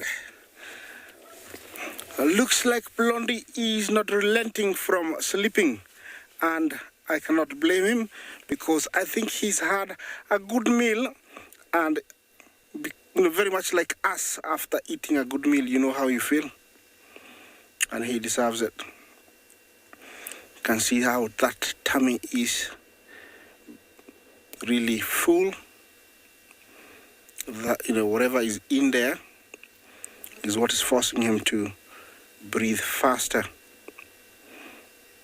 He has buried his face slightly in that grass because of the flies, but he looks in very good shape at the tone of his color and the texture of the skin from a distance. It looks like he's very okay. At the back, he looks a bit bony, and I think that was caused by him lacking a meal or some meals or skipping some meals. Not forced, but because they were not available. You can tell that the skin is not even, so he was a bit bony. Yeah, you can tell that. And over there, you can tell the pelvis is quite evident that he hadn't eaten for a while. Usually it's nice and rounded, very symmetrical, and right now it's broken. So I think he's making a comeback. They have amazing resilience, and they can, make a comeback and look really, really good within a very short time. The hairs on his knees, means that he's fully grown, mature. It's a good sign that he's come of age. We tend to see that from the age of about 7 onwards. Yeah, nothing sleeps better on these plains like lions.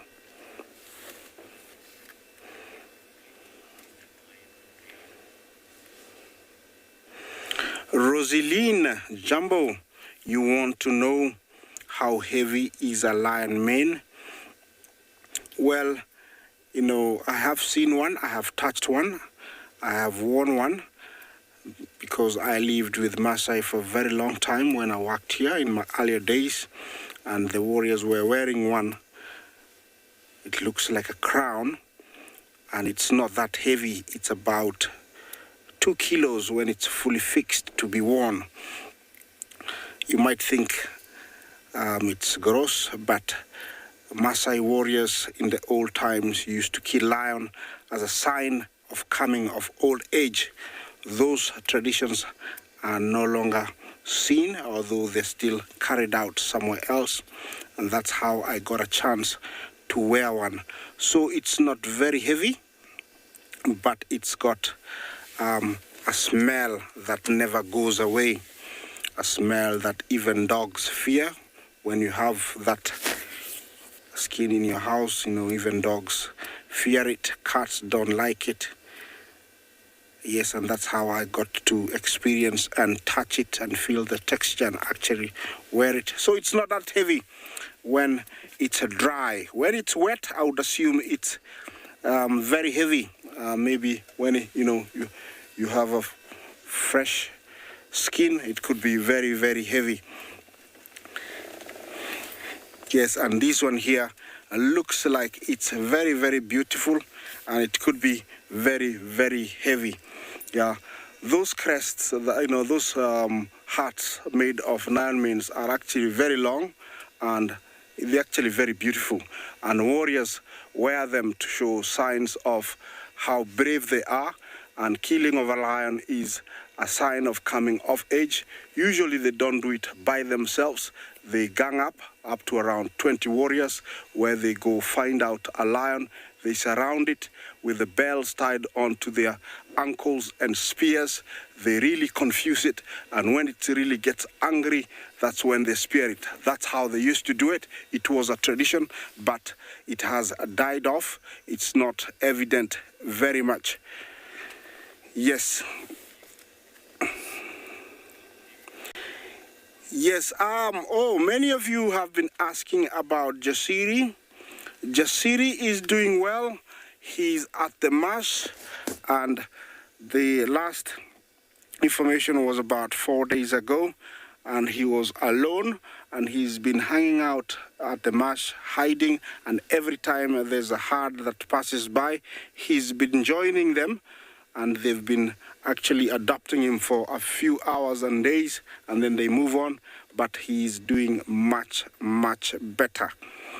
Yeah, we might be able to share some information in the next coming days, but we have to talk to the authorities for a go-ahead to do that. But he is very okay. Yes, my lion is still very fast asleep. I wish I could eat a meal and sleep like this.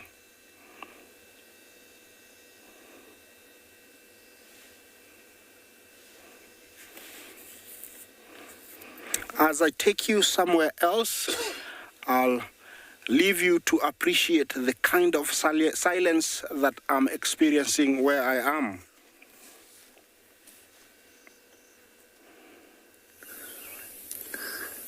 I have no idea what it is we're looking at over here, but watch this. Unbelievable. You see? If you're anywhere near it, it does this epileptic flip about. Did you get it? And it must be an amazingly effective anti-predator device. I'll do it once more for you and then we'll leave him be.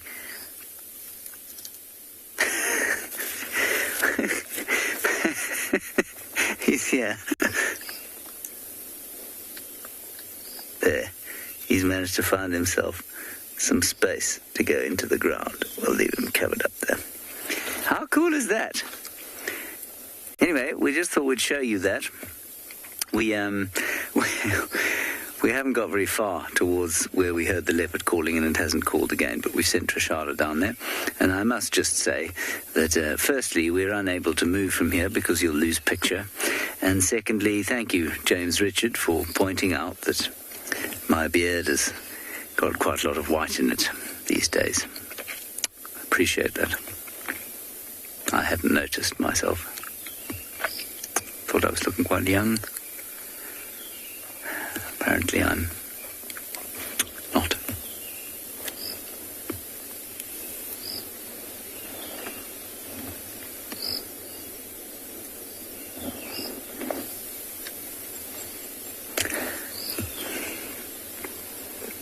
I have to leave.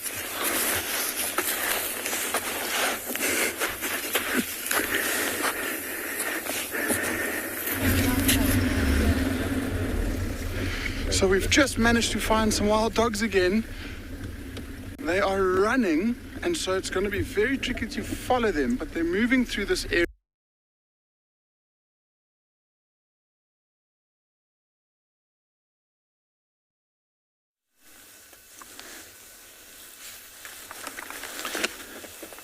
We have come across a very interesting looking bird, the greyback shrike. These birds are very, very interesting. You always encounter them out in the open and sometime in the bushland. So this bird has a specially adapted way of catching prey and also storing them. So they have a nickname of the butcher bird. So they will catch insects, lizard, small snakes, grasshoppers, and impale them on thorns. So you find sometime where they have multiple prey stored in a certain manner where they already hang on thorns. Sometimes also in the settlements you find them using the barbed wire, off he goes, using the barbed wires to impale the insects on the wires. Very, very long tail. Sometimes this bird is commonly mistaken to be the long-tailed shrike, but you can see that conspicuous grey, hence the name greyback shrike. And off he goes. As we go, let's carry on. Let's find something else. Look at this open grass here. Very tall grass. So we're looking for the River Pride. We are in the territory of the River Pride, and we are heading over to the forest line, see if we can find Romy the leopard.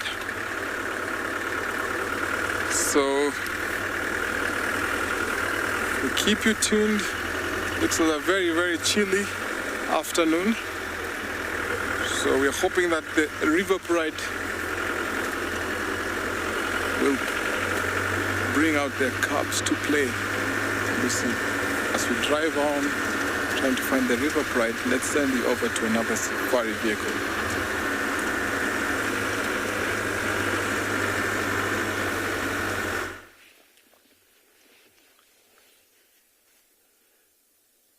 Yeah, I hope you are wrapped up, Tim. It's always good to be wrapped up when it gets cold. I am not a favorite. I don't favor the cold very much. I like it to be warm. It feels like when I'm warm, I'm operating. Otherwise, when I'm cold, I want to be in bed. I don't want to do much. Sleep all day, like a lion. So the other two siblings have decided it's doo-doo's time, sleep time for them. And this one has just been hanging on. It falls asleep, its head tumbles down, it wakes up and back to the nipple. The resilience, I've got to have it. But a really nice sight. I mean, take a look where we're sitting right now. It's incredible. So just wanted to show you that beautiful view there. And Fiona asked a question there, how often will this mother need to hunt? Fiona, when she does go away, it'll be for up to 24 hours, maybe even a bit longer sometimes. But on average, she'll hunt every two days here. She has to keep the intake going because she needs to produce quite a lot of milk. So like I mentioned there, a couple of 100 mils a day for now at the stage that these cubs are. But as they get older, that hunger just grows and it is insatiable. So from there on out, she will need to hunt almost every day for these little ones. But like this now, every second, third day, she's got enough milk to push through 2-3 days until she really needs to go off. And then these little ones will find a spot inside that thick, tangled mess of those trunks, and they will remain hidden. She'll go off and hunt, and obviously make a kill, and then she'll come back. Obviously, the intake, she needs to keep that intake going. The more she takes in, the more milk she can produce. And unfortunately, with lions, if there's a shortage of large hoof ungulates or large prey items, and if she can't get what she needs, that's unfortunately that it is what it is, that she will abandon them. Her safety is number one. It's not uncommon for lionesses to abandon little cubs. She has to ensure that she is healthy and she is fit. At a carcass as well, she won't really care too much about the cubs. She needs to ensure her safety is on a high priority list. So every 2-3 days she'll go off, leave these little cubbies, hopefully successful, and back over here to feed and groom them. And when she is here, she's here. She's not wandering off behind the bushes. She's laying very close to them, a lot of play, a lot of attention, and you'll find that females don't lose that play behavior. Males do at their older ages, especially around 2-3 years old, they stop playing, but females can be very playful throughout their lives.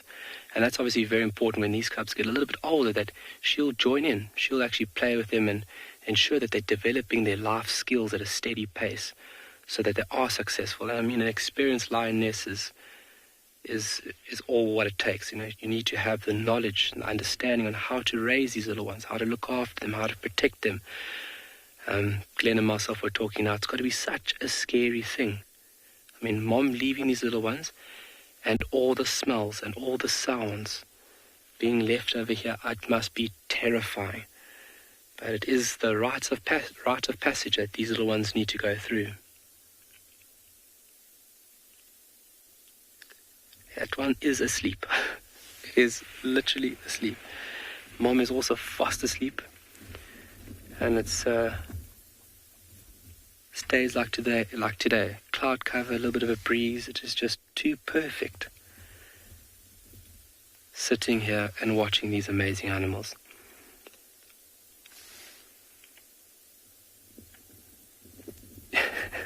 It is asleep.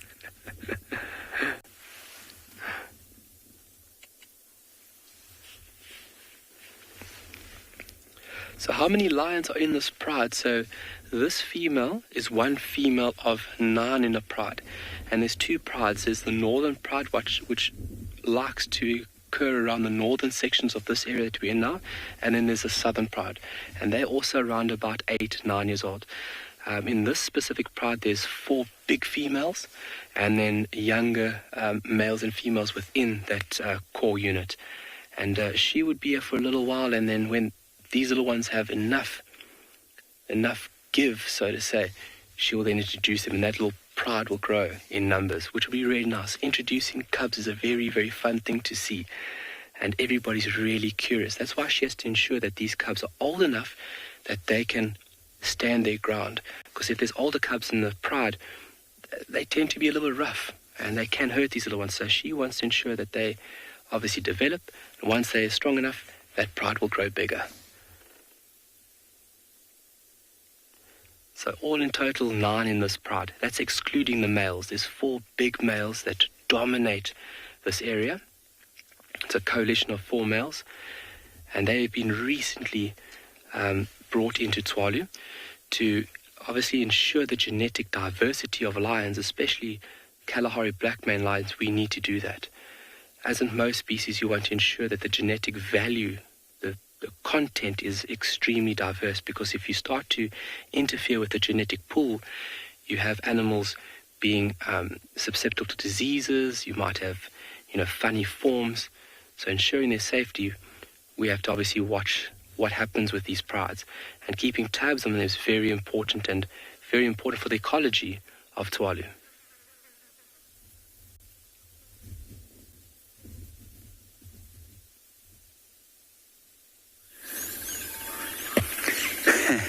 We've just been having the most unbelievable time. We heard some giant eagle owls in this sort of thick drainage line area going, oh, oh, oh, oh, oh, oh. So we came and we found them. They flushed, and then they gave, obviously, a big fright to the 2 Wahlberg's eagles. And the Wahlberg's eagles bombed it, and they made physical contact 3 times, and eventually the owl escaped back up from whence it came. Can you see it, Sorry? Sorry, you can see the eagle. Let's just go quickly down here. Oh, a giraffe, not the eagle. Giraffe will do. Let's go up this way. I can see the giraffe from here. And naturally, it flew off as you came to see it. There's the giraffe now walking away. Just go up here. We might get a view of the eagle. It's one of our 2 Wahlberg's eagles, the pale one and the sort of plain browny one.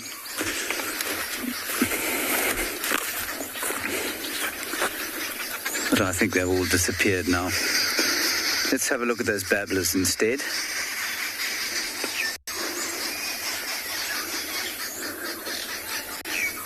Those are the arrow-marked babblers. You can hear them shouting at each other, and probably at us, and also at the fright of watching the eagle and the owl fighting with each other.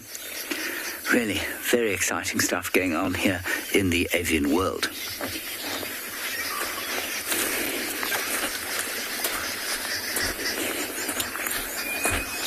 I can still hear the eagle calling.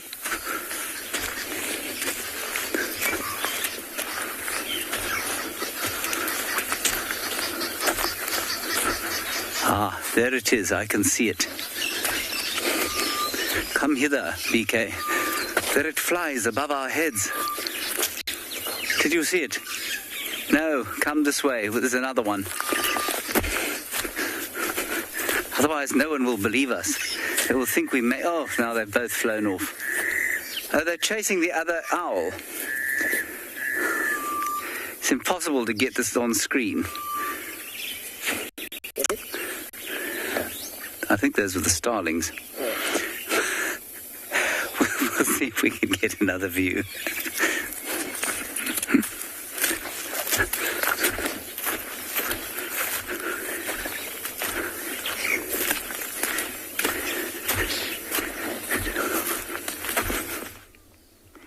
We've got two upside-down hyenas here. They both were sniffing down on the ground, and then they rolled in something. So there must have been a scent that they enjoy, that they want on their furs. See, that one is still sniffing. That one is now rolling around again. And this might be part of the same clan that was following the wild dogs we saw very, very briefly.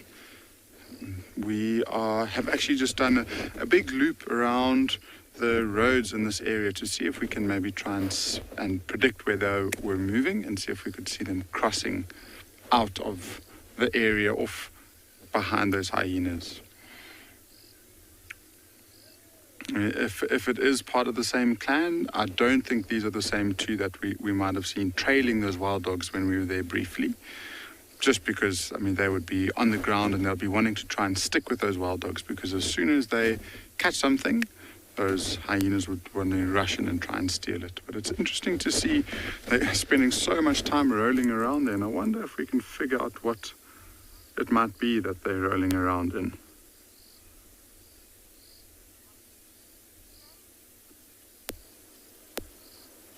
I can't see anything through my binoculars.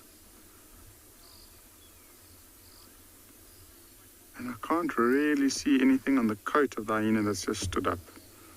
They spent a lot of time trying to roll around on their back. It could, I mean, I'm sure it's dung or something. Oh, that hyena's got, you see now, it looks like it's turned its attention towards where we last saw those wild dogs. It might have picked up the scent of them.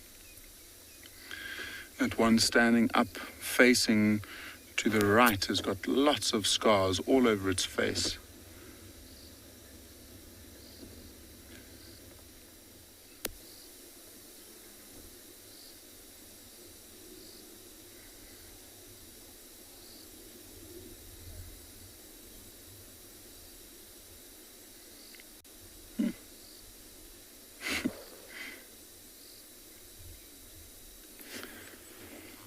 They're both back on the ground. That's so interesting. See, that one on the left-hand side has actually got very, very dark feet. So it's the younger one of the two. But it's also got a very, very deep scar on the left eye, just to the left of the left eye.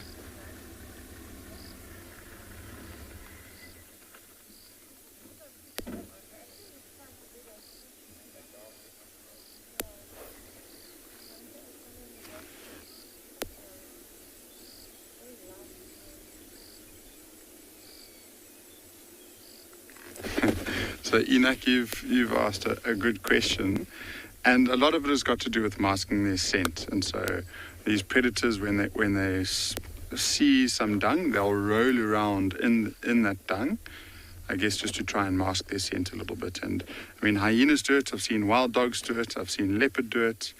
I haven't really seen lions do it actually, but I'm sure they would if they got the chance. So it's just got to do with masking their scent and trying to prevent animals from smelling them if they're trying to hunt. So now at the moment, the wind is pushing from us onto those hyenas. And so those wild dogs, if they were wanting to hunt, they'll probably try and move into the wind so their scent gets blown away, because they're actually very strong scented. If you are in a sighting with wild dogs, you are going to smell them, and they've got a very, very, very strong scent. And so moving into the wind allows their scent to be pushed away from the direction that they're going, which means that the impalas, maybe the kudus, whatever they're trying to hunt, won't be able to smell them. And hopefully they get that little bit of that element of surprise.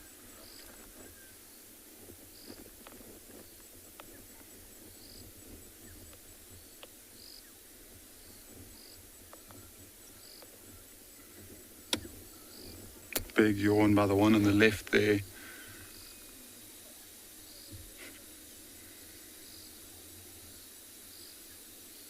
It's even got a little notch on its ears, a bit of missing fur, probably from fighting over some sort of carcass.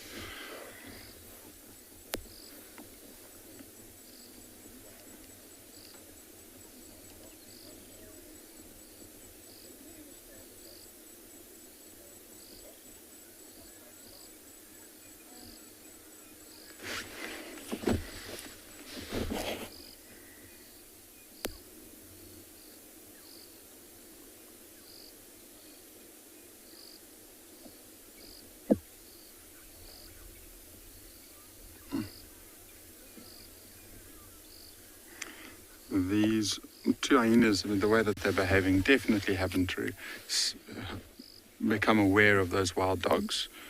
And so they probably haven't moved in this direction. So I think Owen and I might just reposition ourselves and just do exactly what we're doing now. Just sit and wait. And maybe the wild dogs come in our direction.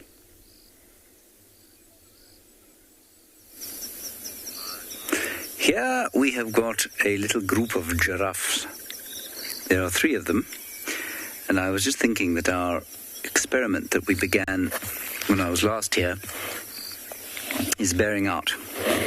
And that experiment, in case you missed it, was to evaluate whether or not giraffe bulls found in the company of other giraffe were lighter or darker than those bulls found on their own. Because it is postulated, indeed it has been found by a paper recently, that darker bulls tend to be found on their own, greater risk takers they are, higher testosterone levels they think, and here it is borne out again. We've got 2 cows and 1 bull, and the bull is light, and he is in company with the ladies. And of course the obvious inference is that it's riskier to be on your own than it is to be in a small group.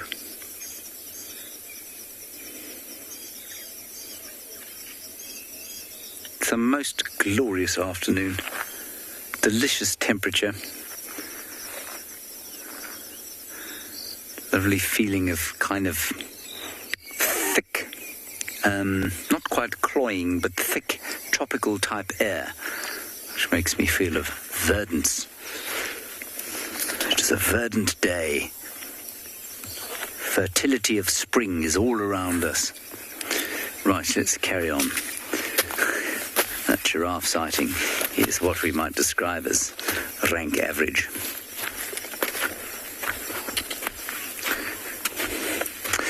Kendra, they probably get marginally darker with age, but not necessarily no. And we'll just quickly give you an observation of the fine 2 who are helping us on our walk today. William, sitting down, and Solly on security. They're doing some tracking and spotting and general company for BK and I. It's been a wonderful walk so far. I'm highly satisfied. On we go. Wave at the camera, Solly. You're on TV.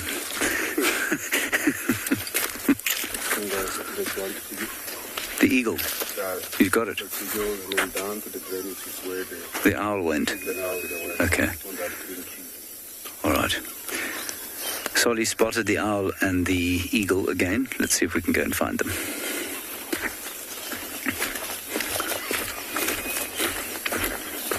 There's the eagle.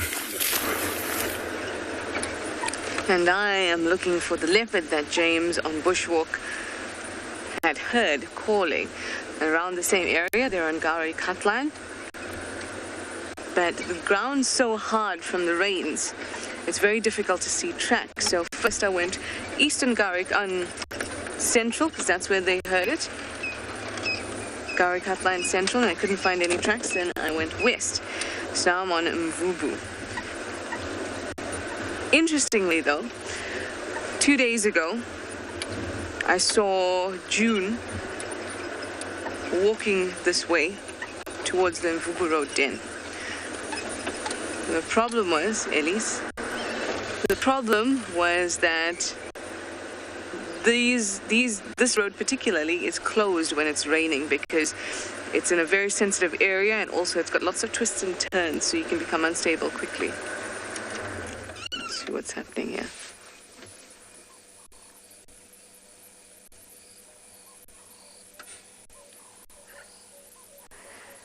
So because of that, we couldn't check it when she was walking this way. So we just went to check it now, and there's some fresh digging. Oh yes, you are very strong. You are very, very strong.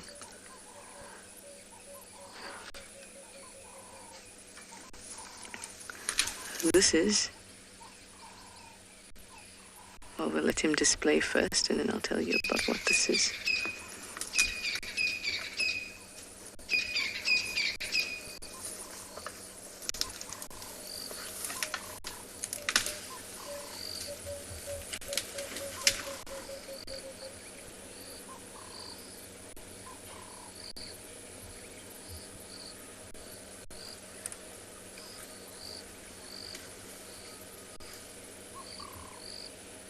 These two are sizing each other up.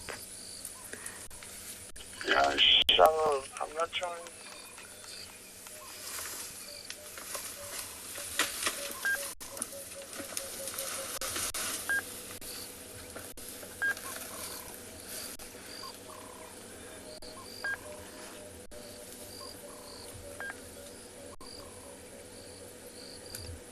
And the reason they're doing what they're doing, because the rest of the herd is on this end, on the other side of me.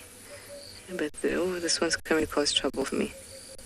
The reason that they're doing what they're doing is that they look the right age to start getting pushed out of the herd. And they start behaving this way around 10, even a little bit earlier, the males. And that's the time for the herd to start really pushing them out. Already they're on the fringes.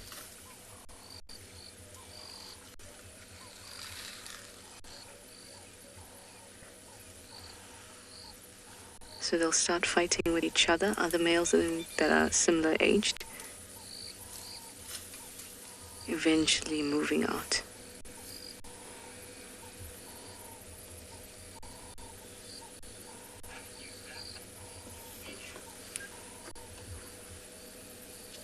At this one, you can tell, even if they're eating, you can tell when they're not relaxed. This guy's going through some family issues. He's growing up, and we wish him well on that journey.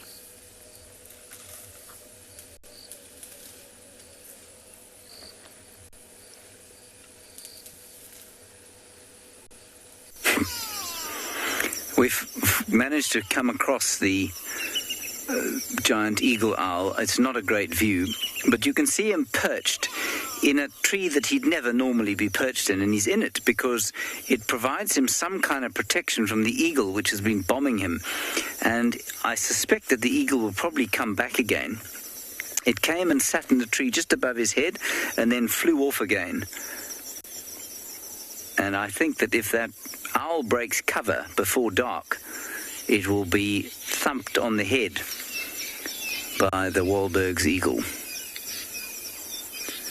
So I'm glad we managed to at least show you the giant eagle owl. Its partner went off up towards the top of this dry riverbed, and I think is probably quite safely tucked up again in its tambuti tree.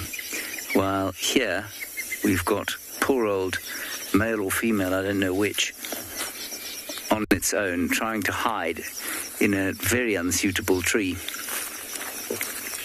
And the eagle, I can hear, is shouting still from somewhere quite close by. And I suspect it will come through and bomb the owl again. Very interesting.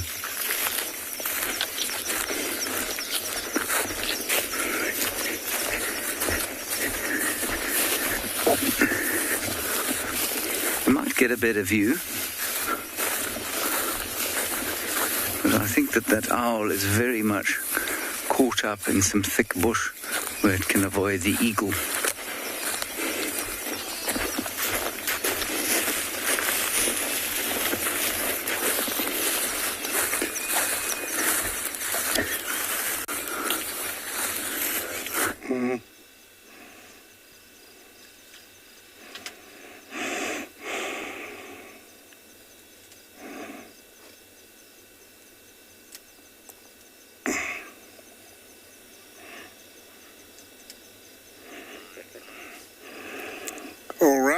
All right, from Cheetah's Lions. And now I have a beautiful scene here set by the evening sun, zebras, flies, wildebeest, and the beautiful desert date, plus plenty of grass. What more can I ask? Look at this. It's a beautiful scene. You can see the white beard of the gnu, very evident, and a lot of flies.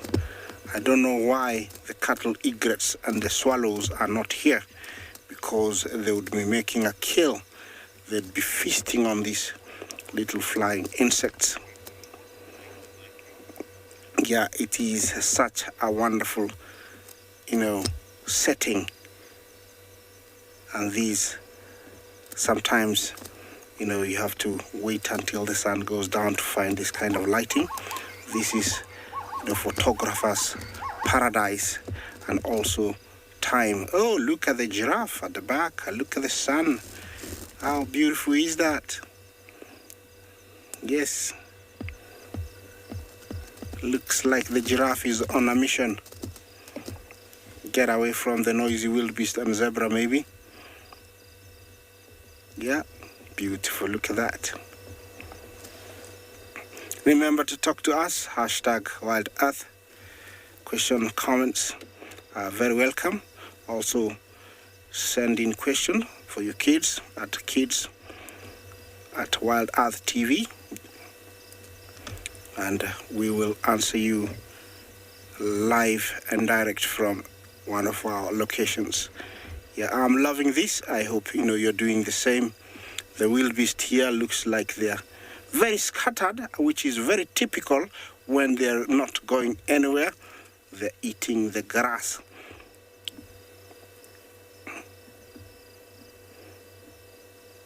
It's very, very quiet. There's no noise apart from a few crickets every now and then, and I'm loving it.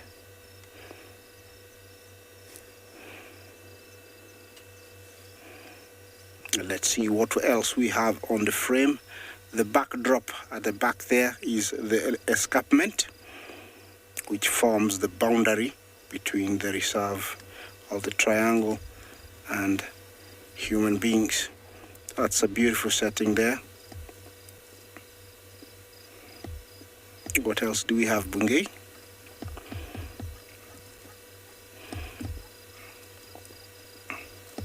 Some more wildies. In this section, there are not very many, and looks like there are 2 or more bulls. I like how the light catches their horns and they look very shiny. Do you see that?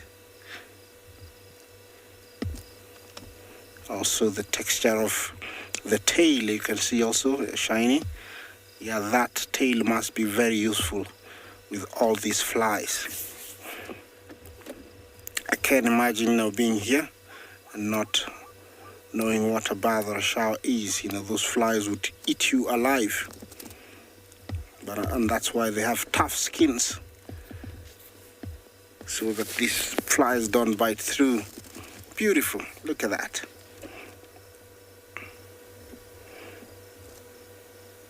This is a very relaxed gnu, and looks like everything that is on his mind is eating. I'm sure he feels very safe with all the wildebeest around him and giraffe. And that's why he's concentrating on getting as much as possible on this last night. Maybe he doesn't know what the night will bring, and so it's a good time to accumulate as much as possible. Thank you for turning around. I was wondering when you're gonna show us your head.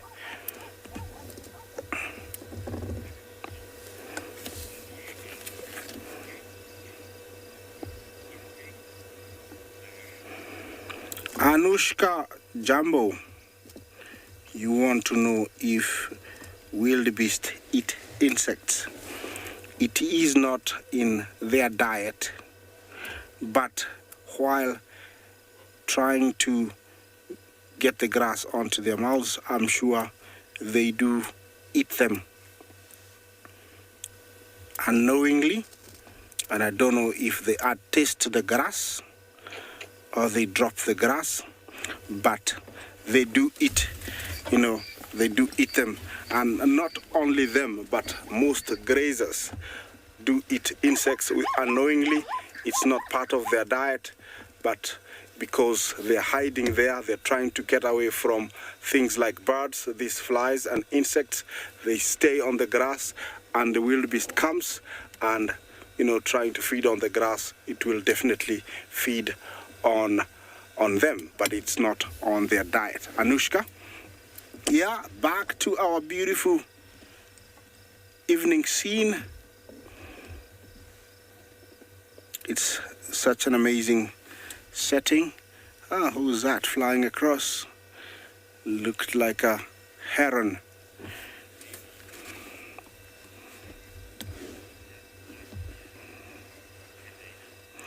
Kelena, you want to know why wildebeest have white beards? It is natural, very much like where how you have black hair, or I don't know what color is your hair. It is natural for their beard to be white, and for no apparent reason that I know, they use it. It's just part of them being wildebeest. Anushka, here looks like we have a group of males, and how I can tell that they're males is that they have very thick horns in the middle. They're bigger build than the females, and actually you can tell they have a belly button. It's another way of saying of telling when they're on side profile. Look at that beautiful white beard. They are very pronounced when they stand against the sun like that. The tree you see there, it's a different one. It's not the desert date, it's a boskia. It's one of our other trees that we find here in the Mara, also called the shepherd's tree. Yeah, I'm gonna stay here for a little bit, maybe drive another 100 meters because there's some zebra heading my way. But while I do that, let's take you to another location.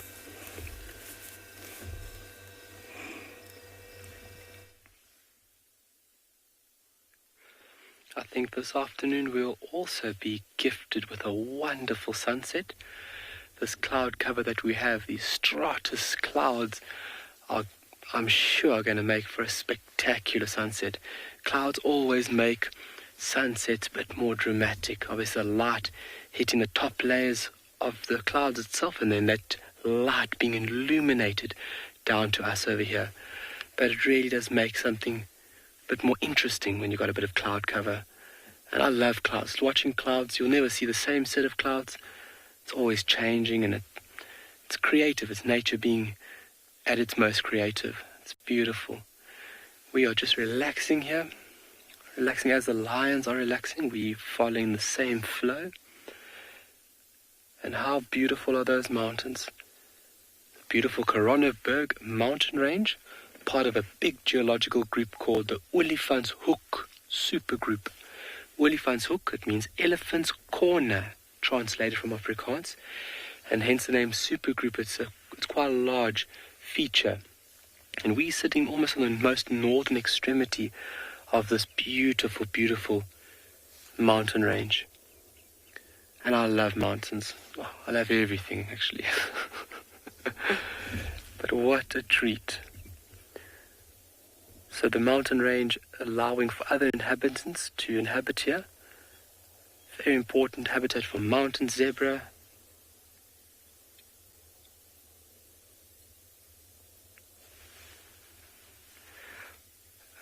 Sure, I didn't hear the full message there, but so I heard somewhere on the lines that it impresses you. It impresses me on a daily basis. I got the name Megan. Thank you for your comment. It is just Tswalu's...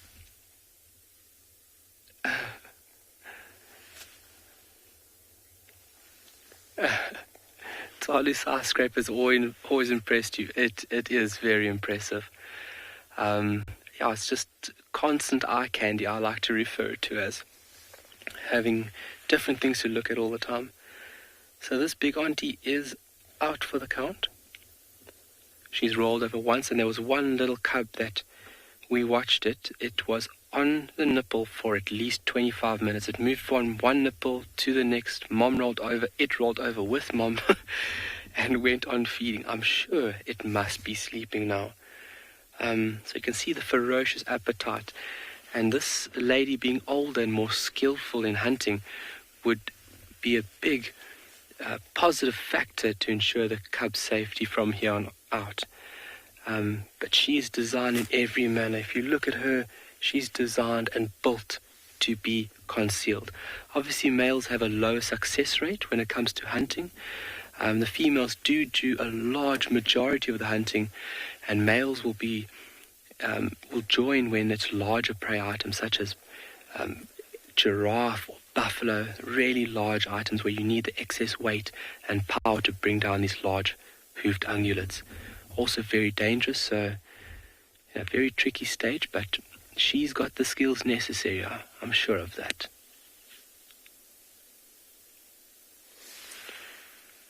But you can see the nooks and crannies that are created by this boskia or shepherd's tree. Could you just go up slightly for us there, Glenn? A bit to the left, and look at all those little hiding spots that these three little cubs can find or seek refuge when mom is away. Because that's what they'll do. They'll go into those little cracks, into those little nooks and crannies, and they will remain hidden.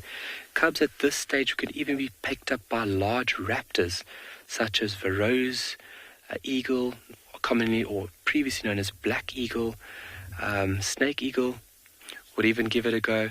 So this is the perfect spot for these little ones to remain safe.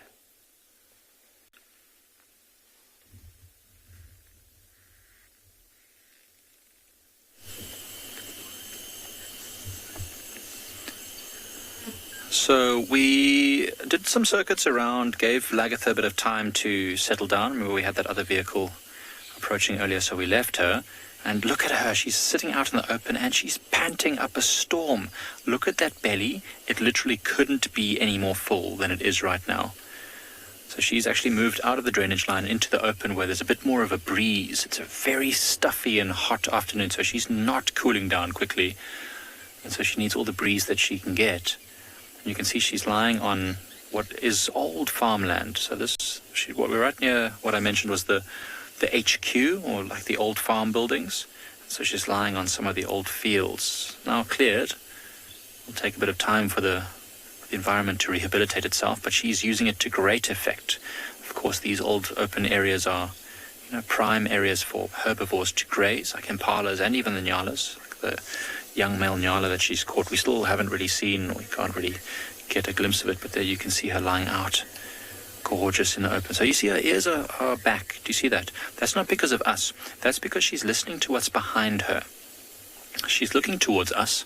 Of course, we're the most interesting thing around, so she's making sure that we're, in her line of sight. But then she wants to listen behind. We just stopped on the boundary for a while to try and see if we could glimpse a male lion who's currently lying next to a giraffe carcass not so far from here. But we couldn't really see him. He was lying flat in the grass, so there was no visual. But he was calling earlier today, and so she's definitely aware of him, and she wants to just make sure that she doesn't get snuck up on, lest she get a few more scars, which she'd probably like to avoid, being such a young female. It's not time to get into conflict with large male lions. But it's so peaceful right now. Seb and I both think that we're gearing, or that the environment is gearing up for another big storm, because everything is just very subdued right now. There's not many birds calling. There's not really much wind. Everything is just very, very still. It's actually perfect for Lagatha because now that she's got more food, she doesn't want it to be windy or anything. She wants it to be nice and still so that she can hear anything sneaking up to her carcass. Anything like a leopard she could defend herself from, chase it off, but anything like a group of hyenas or a male lion, she won't want to be caught off guard.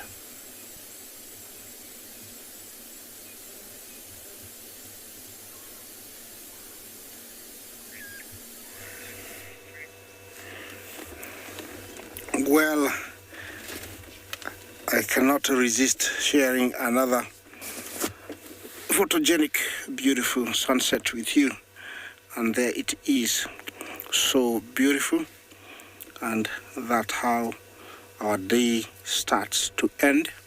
I hope you're enjoying this. It's really, really cool. Look at that. On the foreground, there is some animals. I don't know if you can see them. One by one, they're going from right to left. So beautiful. It is the setting. Sometimes I think animals think that they're going to go to a safer spot, and so they leave one to go to the other, and sometimes it's the worst mistake. And these zebras are actually heading back towards where they were not supposed to, because they were heading towards the plains, and now they're going back to a very wooded area. I don't know who came up with that decision, but that's what they're doing. Remember, these are the Bachel's zebra, the only one of its kind that we find here in the Masai Mara. And those two looks like males, and they are trying to get away from this area. It's very bushy, but where they're heading is actually even bushier. On top of the tree, we have who? A vulture. The silhouette tells me it's a vulture. I'm sure you're saying he doesn't have a head. He does have a head. He's only tucked it in, maybe trying to get comfortable and get ready for the night, for the cold night. I'm gonna leave you to enjoy that sunset sight for a little bit.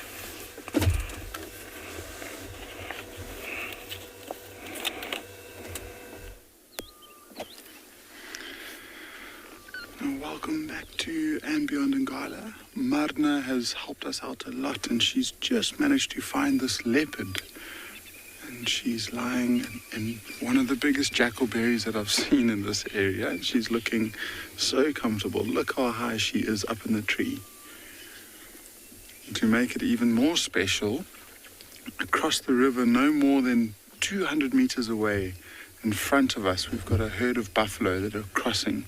Looks like a small herd, so maybe just a group of buffalo bulls.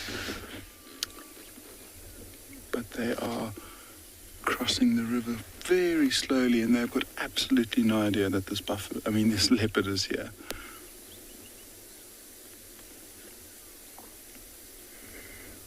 So that one in shot is a big bull. You can see those very big horns that he has and that very pronounced boss. And the rest of them look almost exactly the same. So it's quite a large group of buffalo bulls. And they have probably come from a waterhole that's not too far away from this area. So they might just be heading across the river to an area to go and have a graze, or maybe to settle down for the night. So let's go back to this leopard, and you can see she is so high up, looking very comfortable. Her back legs are on either side of the branch. She's got her head down. She's sleeping, and apparently there is a carcass around here. Marina was telling us I don't think we're in the right angle to see it yet. I have been scanning the branches in this tree. And there's a chance that it could be on the ground. This female, especially if it's quite a heavy carcass, she battles to hoist it, and this tree is huge. I mean, from the first branch that sticks, or the first V where she'll be able to put it up, is probably about 3.5 meters tall. So it would be quite a tough order for her to hoist it that high.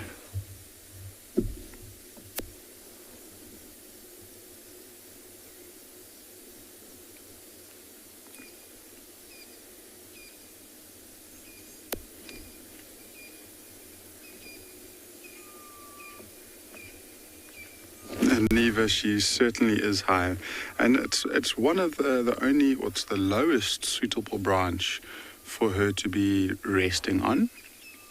And it's interesting why she decided to choose this branch. And maybe she decided to get quite high up, and today it's been very hot and humid, and maybe she was just trying to get to a slightly higher vantage point to catch more of a breeze. So within this riverbed, if we were to lie down here, all of the bushes around us would have acted like a natural barrier, and we wouldn't quite get as much breeze as she would be getting up at the top of the tree there. And so for her, positioning herself very high up in the tree serves a few advantages. Like I said, it cools her down, but then it gives her the opportunity to scan all the way around her. So she's not looking completely full, although she does have a carcass here. So, if she didn't have a carcass, it might be an opportunity for her to look for something to hunt. But now that she does have a carcass, it's just an opportunity to look for potential threats coming her way. And she needs to keep a constant lookout, because this is one of the females on the reserve who have got a cub with her that she's looking after. And she's done well. The cub is over a year old, but it's still very vulnerable. And so if the cub is somewhere around here, she'll need to be alert and make sure that something like a leopard or a hyena, maybe even some lions, don't come and try and kill it. Oh, she's up. And just look at the branches and the leaves moving in the background there. Oh, she's just changing her position.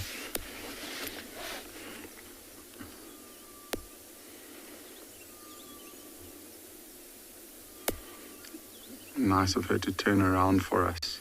We get to see her face for a brief moment.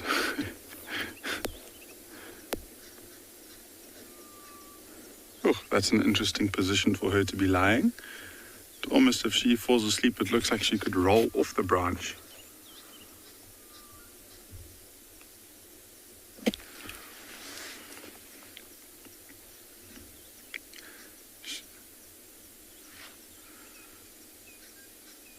And so we've got 25 minutes left of the show. I hope that she decides to bring out her cub so we can see 2 leopards in one tree. But so we'll stay put and hope for the best.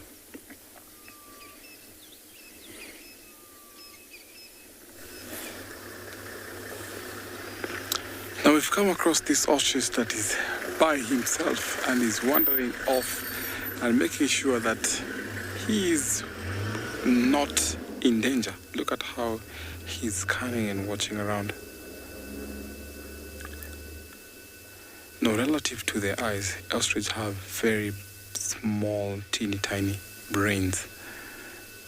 Because the brain scalp is super small, so they have to have a very good vision. That is one of the things they use to walk away from predators and also to check on predators. Despite them having a very fast motion, they're the fastest on 2 legs, actually second from the cheetah. Look at how pink his neck is and his leg. I like the way he's slowly swallowing something. Look at how he's getting over. Nice. He keeps on turning. It's getting cool and dark also. So he needs to be in an open space. The good advantage that they have is when he will sit down, he is totally concealed. And because of when it comes to dark, the black feathers will help camouflage. Actually, doing a little cleanup there.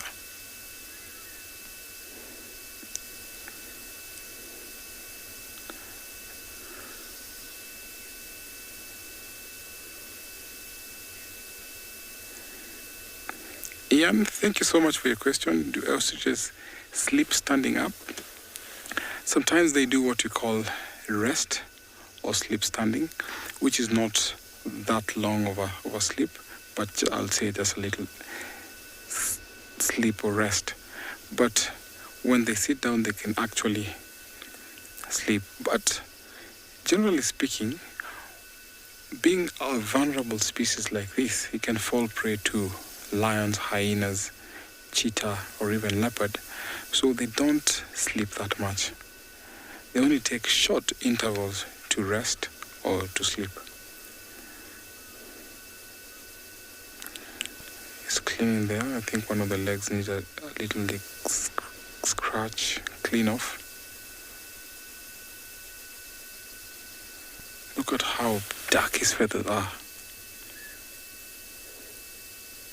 This is the common or Maasai ostrich. He's so pink because he's on his breeding plumage. When birds come into the breeding plumage, they tend to be bright in color and dark, which is attractive to females. And when ostriches come into that breeding plumage, their feathers become more black, and see the tip of the feathers, and then the tail there is super white, and also the white pink legs and the pink neck.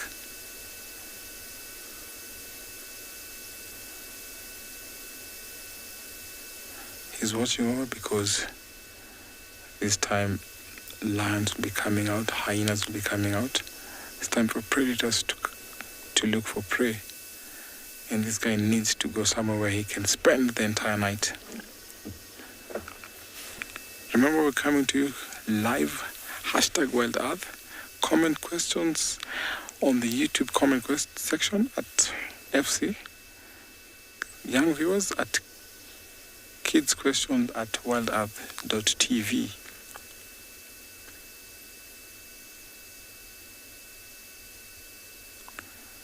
So they normally pick a place where it's warm enough to shelter away from the cold and then rest for the entire night.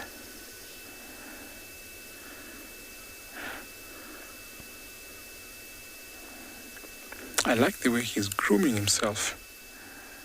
And I'm going to take a little time here as we send you over to another safari vehicle.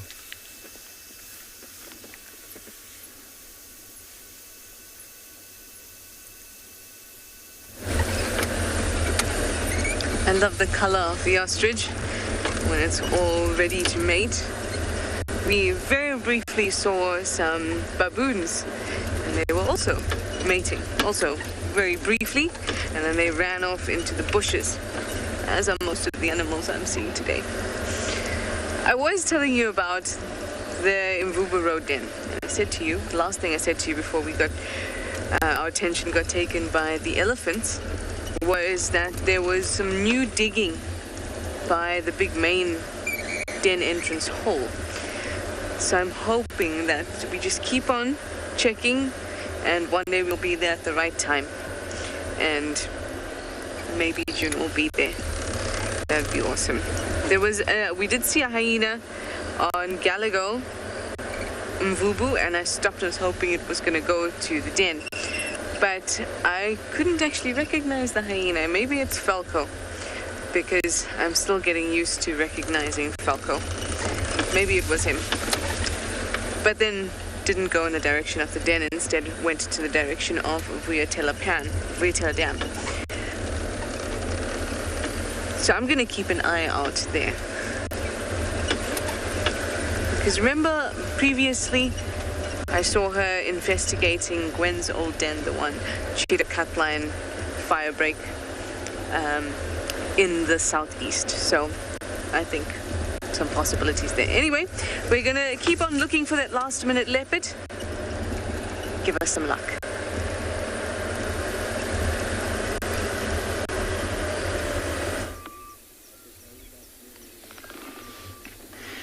We've moved a tiny bit more forward, where we could get into a position where we could see her face, and she's resting really nicely up against the log that was initially blocking our view. And if we pan over slowly, we just managed to find the remains, or the kill that she's made and successfully hoisted up. So she's done it incredibly well. I mean, it's almost exactly the same height as she, and it's a vertical branch. So she drags it all the way up there. And just see it tucked away. Look how high it is. And remember, she's using her jaws and her front feet, basically, to claw her way up that tree. And we've been having a bit of a debate to try and figure out what she might have caught, and we thought it might be an opportunity for some of the viewers to guess. And so if anyone has any suggestions and thinks they might know what it is, feel free to let us know in the comment section, and we'll see if any of you are right. I'll give you a couple of clues. So if we zoom back into the carcass again, if you look at the front, so it's facing towards us basically, and if you look at the front foot, there's a white dot, which is something that might be able to tell you. And then it's quite a rusty red color. It's quite hard to see the actual color of the coat because she spent a lot of time plucking off all of the fur all over the torso of the said animal. You see those bald patches all over that flank of whatever it is. And so she must have caught it and realized that it was small enough for her to take up the tree. And so she hasn't actually really started feeding on it because she doesn't look too full. Her stomach is actually quite indented.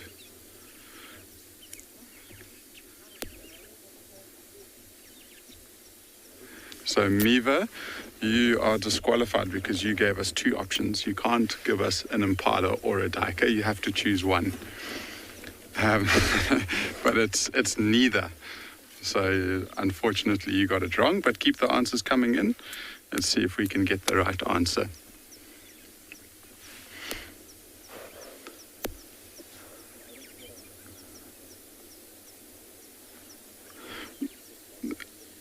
Yeah, so Bianca, well done. I think you are the first person to get it right. We think it's a bushbuck. So to all the viewers who said bushbuck, well done. Very good guess. And so it looks like it's a very small bushbuck. So I would imagine that it's a tiny bushbuck that's brand new. And I mean, she must have, it could have even been opportunistic the way that she hasn't started feeding off of it immediately. So she might have just been resting up, not necessarily looking for something to hunt. And the mother and the youngster could have walked straight into her path. And she probably thought that it was an opportunity too good not to take.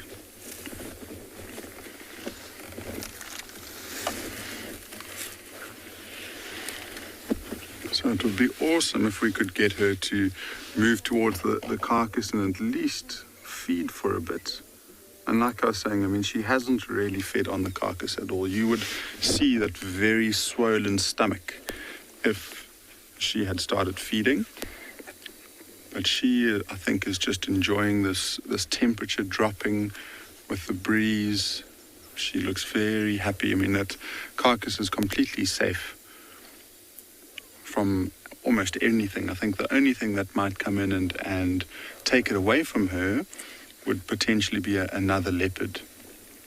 And over the last couple of months, we've been watching a young male leopard who it almost seems like one of his techniques to try and get food is to follow this female leopard to eventually where she might be able to have a kill, just like this.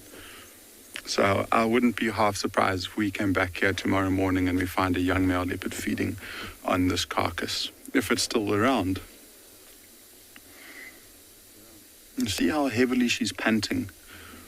And I mean, the temperature is dropping considerably now, so she's still feeling the effects of the heat.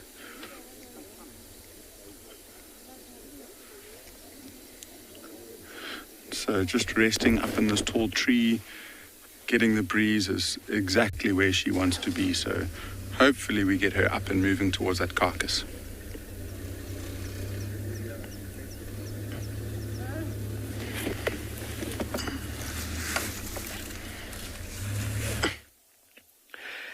Glenn just made a comment here. It's definitely a Sunday afternoon. By the sight over here, a lazy Sunday afternoon. Little cubbies are up and about. A little bit of play happening behind Mom. And after that little cat nap, they've decided now they've got enough energy. We will irritate each other. There's a few peeks every now and then over Mom's rib cage there, just to see what we're doing. And especially when I had a little snack, the little one looked at me like, more food. Glenn got us a little snack out the snack box. You got to keep fueled up out here to carry on. And nourishment, and including moisture, a bit of water, is very important while on game drive. Staying hydrated. Where these cubs have had enough of hydration today. But absolutely incredible. I am still on top of the moon about this sighting. As I said before, it is a real privilege to be able to be here, and what a privilege we have to share it with all of you folks. And most importantly, thank you for the time. Thank you for taking the time to be with us, because without you guys, this would be, it would be just that. But with you viewers, it is so much more special. And we can share knowledge, and we can learn from each other, because that's what it's all about. All the questions that we've been asked really stimulates my mind and allows me to be better. Kind of put myself in a corner. Us guys, we do fill our hard drives with a lot of information. And sometimes when a question comes across, you're like, oh no, what's going on here now? But it's all part of it. Oh, listen out quickly, you're going to hear tick, tick, tick, tick. Barking geckos are starting to call around us.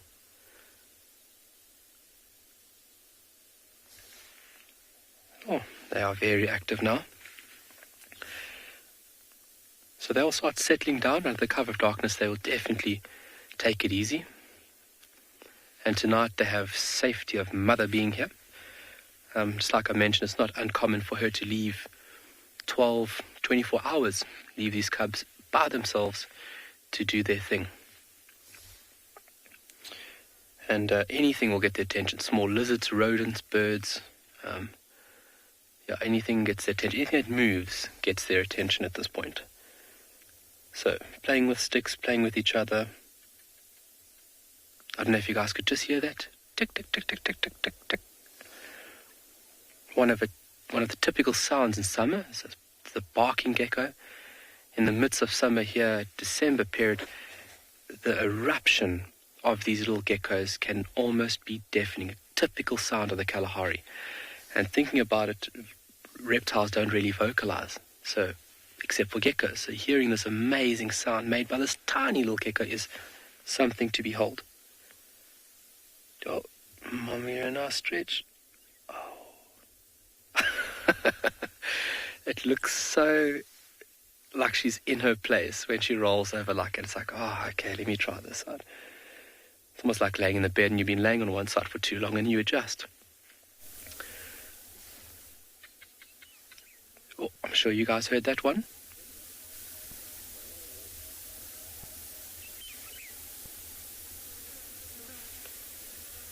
But yeah, very nice afternoon we've had now. This cloud cover is just very welcomed. So we're sitting on the vehicle here. You guys can hear it. Fantastic. Amazing sound. The whole reptile world is fairly quiet except for geckos. It's also the most diverse or speciosus group there is of reptiles. Many different species inhabiting a wide range of habitats. Very interesting creatures. There, Mom's getting up. Yes. Such a big, powerful animal. She's so gentle. I mean, the action of her carrying these little ones, you should see the delicacy that she would use with those massive jaws to pick that little cub up to locate it. I wonder if we should just move back a little bit, Glenn. She's actually grooming. I'm just going to move the vehicle back slightly, folks. We've been trying to stay in one spot. Obviously, vehicle movement around a site like this is quite sensitive. And you want to keep respect in mind all the time. But Mommy is definitely awake. I mean, look at those big teeth. When she opens that mouth again, take a look at those teeth. gentle giant.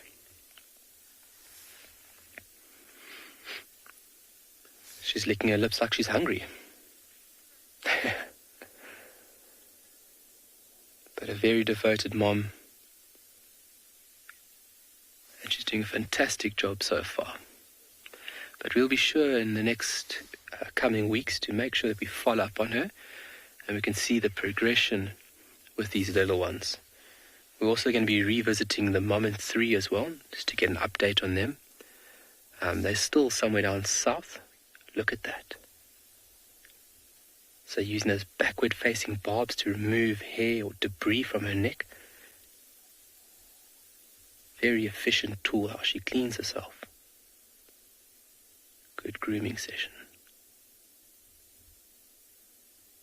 You can see on her throat there that cattle lousefly that we looked at yesterday, just in between her fur. Hairball, but wonderful.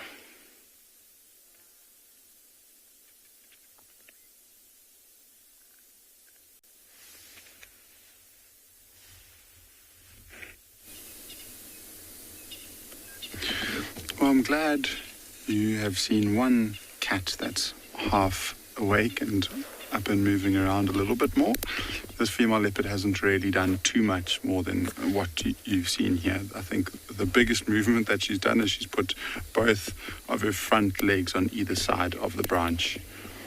But none of that typical cat behavior like you've been watching in Tswalu, where that lioness was grooming herself and yawning. This leopardess hasn't done any of that. And so that tells us that she's very comfortable in the position that she is, and she's not looking to get active anytime soon. I would love for her to walk across that branch, though. It would be such a picturesque moment of her getting up and almost silhouetted against the skyline as she walks across that branch towards the carcass. And she would eventually have to jump across to the other side to get to it. So that would be ideal. We've got 3.5 minutes, and Owen said that he can definitely make it happen for us. So if it doesn't happen, you can blame him. But she is really in such a beautiful spot.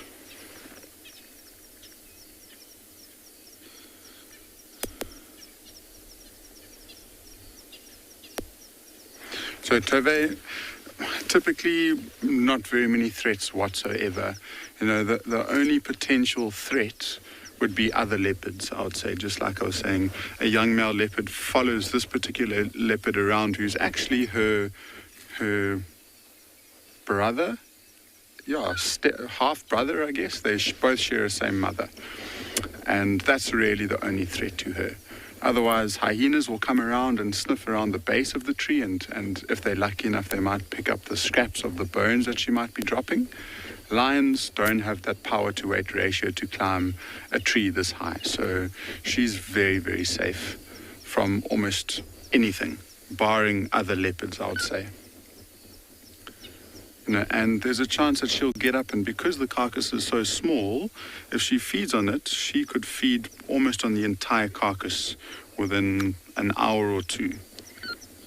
And so once she's done, she would potentially move away. We're just saying, I mean, we've had very sporadic viewings of this female leopard recently, and the last time I saw her was before September, I think. So almost a month, maybe 5-6 weeks ago. And even then, I hadn't seen her cub. But there's a good chance that she's still got it somewhere around. You know, maybe she's just taking a break from it. She's left it in a spot. She could potentially jump down the tree and go down and have a look and bring the cub back to this kill. It's been another wonderful day out here in the African bush. I mean, we've been able to find all sorts of wonderful things from you up in the Masai Mara, all the way down to Phinda on the southernmost reserve. I mean, here at Ngala, we've just been able to see things like we've just had a brief view of those wild dogs, but I think this leopardess for this afternoon has certainly taken the prize for one of the best sightings that I've experienced this afternoon at Ngala. And I mean, if you think about everything that we've seen, it's been a wonderful day. So hopefully everything carries on as good as it has been tomorrow morning. And we'll be here in exactly the same place at the same time, looking to show you and bring you wonderful animal sightings throughout the whole of Africa. So that's us from andBeyond and Ngala saying good night to you, and we hope to see you all tomorrow morning.